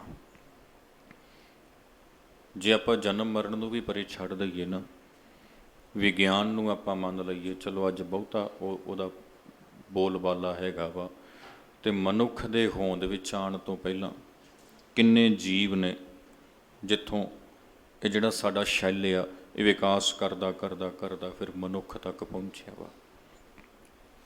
ਇਹ ਕਿੱਡਾ ਲੰਬਾ ਇੱਕ ਐਵੋਲਿਊਸ਼ਨ ਹੈ ਜਿਹਦੇ ਵਿੱਚੋਂ ਦੀ ਲੰਘ ਕੇ ਅਸੀਂ ਅੱਜ ਜਿੱਥੇ ਬੈਠੇ ਹਾਂ, ਇਸ ਮਨੁੱਖਾ ਜੀਵਨ ਤੱਕ, ਇਸ ਬੌਧਿਕ ਵਿਕਾਸ ਤੱਕ ਅੱਪੜੇ ਹਾਂ। ਕਿੱਥੋਂ ਲੰਘ ਕੇ ਆਏ ਅਸੀਂ? ਕਿੱਡਾ ਲੰਬਾ ਨਾ ਸਾਡਾ ਸਫ਼ਰ ਆ ਇਸ ਧਰਤੀ ਦੇ ਉੱਪਰ ਇੱਥੋਂ ਤੱਕ ਪਹੁੰਚਣ ਦਾ। ਗੁਰੂ ਸਾਹਿਬ ਨੇ ਇਹਨੂੰ ਇੱਦਾਂ ਵੀ ਲਿਖਿਆ ਬਾਣੀ 'ਚ, ਕਈ ਜਨਮ ਪੰਖੀ ਸਰਪ ਹੋਇਓ, ਕਈ ਜਨਮ ਖੈਬਰ ਬ੍ਰਿਖ ਜੋਇਓ, ਮਿਲ ਜਗਦੀਸ਼ ਮਿਲਨ ਕੀ ਬਰੀਆ, ਚਿਰੰਕਾਲ ਇਹ ਦੇ ਸੰਜਰੀਆ। ਇੱਦਾਂ ਸਤਿਗੁਰੂ ਨੇ ਦੱਸਿਆ ਵਾ। ਹੁਣ ਪਾਤਸ਼ਾਹ ਕਹਿੰਦੇ ਕੂਕਰ ਸੂਕਰ ਜੋਨ ਭ੍ਰਮੇ ਤਉ ਲਾਜ ਨਾ ਆਈ, ਬਈ ਕਿੱਥੋਂ ਕਿੱਥੋਂ ਦੀ ਲੰਘ ਕੇ ਤੂੰ ਭਾਈ ਮਨੁੱਖ ਬਣਿਆ ਹੈ। ਤੇ ਮਨੁੱਖ ਬਣ ਕੇ ਹੁਣ ਤੂੰ ਉਹਨਾਂ ਜੂਨਾਂ ਵਿੱਚੋਂ ਦੀ ਲੰਘ ਕੇ ਆ ਸ੍ਰੇਸ਼ਟ ਪਦਵੀ ਤੱਕ ਤੇ ਪਹੁੰਚ ਗਿਆ, ਇੱਥੇ ਤੱਕ ਤੇ ਅੱਪੜ ਗਿਆ। ਪਰ ਜਿਹੜੇ ਕਰਮ ਸੀ ਜੇ ਉਹ ਹਾਲੇ ਵੀ ਤੇਰੇ ਦੂਜੀਆਂ ਜੋਨਾਂ ਵਾਲੀ ਤੇਰੇ 'ਚ ਤੁਰੇ ਫਿਰਦੇ ਆ, ਕਹਿੰਦੇ ਭਾਈ ਫਿਰ ਤੈਨੂੰ ਲਾਜ ਆਉਣੀ ਚਾਹੀਦੀ ਆ, ਸ਼ਰਮ ਆਉਣੀ ਚਾਹੀਦੀ ਆ ਮਾੜੀ ਮੋਟੀ ਆਪਣੇ ਉੱਪਰ ਵੀ ਹਾਂ ਤੇ ਮੈਂ ਇਨਸਾਨ, ਕਰਮ ਮੇਰੇ ਕਿਵੇਂ ਦੇ ਨੇ। ਤਉ ਲਾਜ ਨਾ ਆਈ ਦੱਸਦੇ ਖਾਨਾ। RAM ਨਾਮ ਛਾੜ ਅੰਮ੍ਰਿਤ ਕਾਹੇ ਬਿਖ ਖਾਈ। ਪਰਮੇਸ਼ਰ ਦੇ ਨਾਮ ਰੂਪੀ ਅੰਮ੍ਰਿਤ ਨੂੰ ਛੱਡ ਕੇ ਕਾਹੇ ਬਿਖ ਖਾਈ, ਕਿਉਂ ਤੂੰ ਐਵੇਂ ਜ਼ਹਿਰ ਖਾਂਦਾ ਪਿਆ ਹੈ, ਕਿਉਂ ਜ਼ਹਿਰ ਖਾਂਦਾ ਪਿਆ। ਹੁਣ ਸਾਧ ਸੰਗਤ, ਭੋਜਨ ਨਾ ਕੇਵਲ ਸਾਡੀ ਜ਼ੁਬਾਨ ਤੋਂ ਹੋ ਕੇ ਸਾਡੇ ਪੇਟ 'ਚ ਨਹੀਂ ਜਾਂਦਾ, ਭੋਜਨ ਸਾਡੀਆਂ ਅੱਖਾਂ ਤੋਂ ਹੋ ਕੇ ਸਾਡੇ ਦਿਮਾਗ ਤੱਕ ਵੀ ਜਾਂਦਾ, ਸਾਡੇ ਕੰਨਾਂ ਤੋਂ ਲੰਘ ਕੇ ਵੀ ਜਾਂਦਾ, ਅਤੇ ਸਾਡੀ ਜ਼ੁਬਾਨ ਤੋਂ ਵੀ ਜਾਂਦਾ ਵਾ।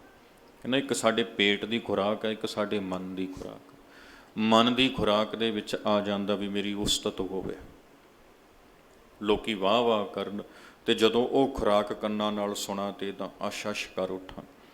ਇੱਦਾਂ ਅੱਖਾਂ ਨਾਲ ਮੈਂ ਆਸੇ ਪਾਸੇ ਆਪਣੀ ਵਡਿਆਈ ਵੇਖਾਂ, ਜਿੱਥੇ ਸ਼ੋਹਰਤ ਹੋਵੇ, ਫੋਟੋਆਂ ਲੱਗੀਆਂ ਹੋਣ, ਲੋਕ ਖੜ ਖੜ ਵੇਖਣ।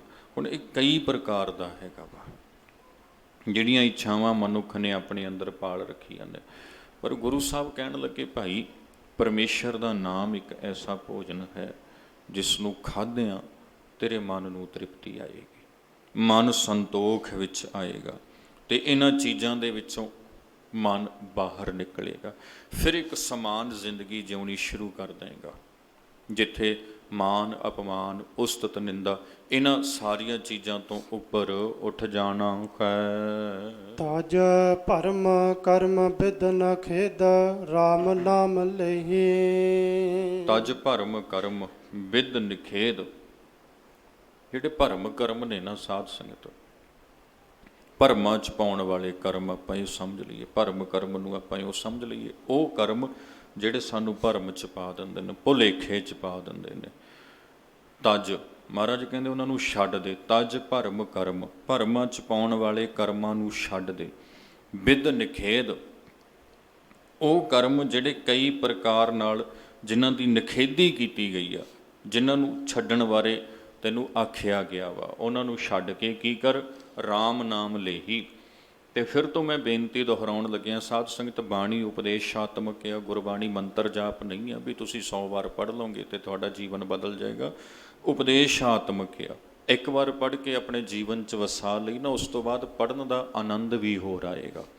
ਅਤੇ ਰੋਜ਼-ਰੋਜ਼ ਜਦੋਂ ਅਸੀਂ ਪਾਠ ਕਰਾਂਗੇ, ਉਹਦੇ 'ਚੋਂ ਸਰੂਰ ਵੀ ਸਾਡੀ ਸੁਰਤ ਨੂੰ ਹੋਰ ਮਿਲੇਗਾ, ਕਿਉਂਕਿ ਫਿਰ ਸਾਨੂੰ ਸਮਝ ਹੋਏਗੀ ਵੀ ਇੱਕ ਓਅੰਕਾਰ ਸਤਿਨਾਮ ਜੋ ਪੜ੍ਹਦੇ ਹਾਂ, ਅਸਲ 'ਚ ਇਹਦਾ ਭਾਵ ਕੀ ਆ। ਹੁਣ ਇੱਥੋਂ ਗੁਰੂ ਸਾਹਿਬ ਉਪਦੇਸ਼ ਕਰ ਰਹੇ ਨੇ, ਤਜ ਭਰਮ ਕਰਮ ਬਿਦ ਨਿਖੇਦ। ਭਰਮਾਂ 'ਚ ਪਾਉਣ ਵਾਲੇ ਕਰਮਾਂ ਨੂੰ ਛੱਡ ਦੇ।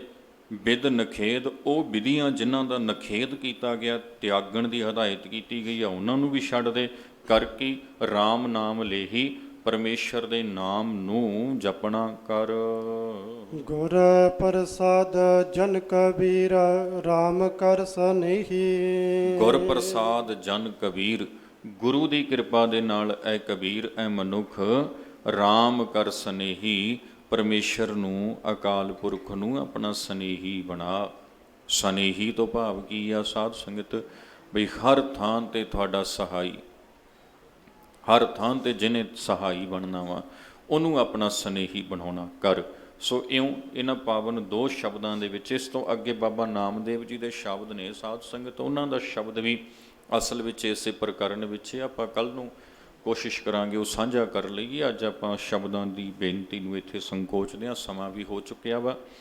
ਬਈ ਇਹਨਾਂ ਸ਼ਬਦਾਂ 'ਚੋਂ ਪਾਤਸ਼ਾਹ ਨੇ ਇਹੋ ਆਪਾਂ ਨੂੰ ਸਿੱਖਿਆ ਦਿੱਤੀ ਹੈ, ਸੰਸਾਰ ਦੀ ਨਾਸ਼ਵਾਨਤਾ ਨੂੰ ਸਾਹਮਣੇ ਰੱਖਦੇ ਹੋਏ, ਆਪਣੀ ਸੁਰਤ ਵਿੱਚ ਪੱਕੀ ਤਰ੍ਹਾਂ ਬਿਠਾਲਦੇ ਹੋਏ, ਇਹਦੇ ਪ੍ਰਤੀ ਆਪਣੀਆਂ ਜ਼ਿੰਮੇਵਾਰੀਆਂ ਨੂੰ ਪਛਾਣਦੇ ਹੋਏ, ਅਤੇ ਭਾਈ ਆਪਣੇ ਜੀਵਨ 'ਚ ਤਬਦੀਲੀ ਲੈ ਕੇ ਆਈਏ। ਸਦਾ ਰਹਿਣ ਵਾਲਾ ਨਾਮ ਰਹਿਓ, ਸਾਧੂ ਰਹਿਓ, ਰਹਿਓ ਗੁਰ ਗੋਬਿੰਦ, ਉਸ ਨੂੰ ਪਛਾਣੀਏ ਅਤੇ ਆਪਣੀ ਸੁਰਤ ਨੂੰ ਉਸ ਨਾਲ ਜੋੜੀਏ, ਤਾਂ ਜੋ ਆਪਣਾ ਜਨਮ ਜੀਵਨ ਸਫਲ ਸੁਖੀਆ ਸੁਹੇਲਾ ਹੋਵੇ। ਇੰਨੀ ਬੇਨਤੀ ਆਪ ਜੀ ਨੇ ਪ੍ਰਵਾਨ ਕਰਨੀ। ਸਤਿਗੁਰੂ ਮਿਹਰ ਕਰਨ, ਸਮੂਹ ਸਾਧ ਸੰਗਤ ਦੀ ਹਾਜ਼ਰੀ ਚੱਲਿਆ ਹੋਇਆ ਕਦਮ ਕਦਮ ਲੇਖੇ ਲਾਉਣ। ਸਾਡੇ ਅਤੀ ਸਤਿਕਾਰਯੋਗ ਭਾਈ ਸਾਹਿਬ ਭਾਈ ਗੁਰਮੇਲ ਸਿੰਘ ਜੀ, ਹਜ਼ੂਰੀ ਰਾਗੀ ਗੁਰਦੁਆਰਾ ਗੁਰਸਾਗਰ ਮਸਤੂਆਣਾ ਸਾਹਿਬ, ਉਹਨਾਂ ਦਾ ਜਥਾ ਪੁੱਜ ਚੁੱਕਿਆ ਹੈ।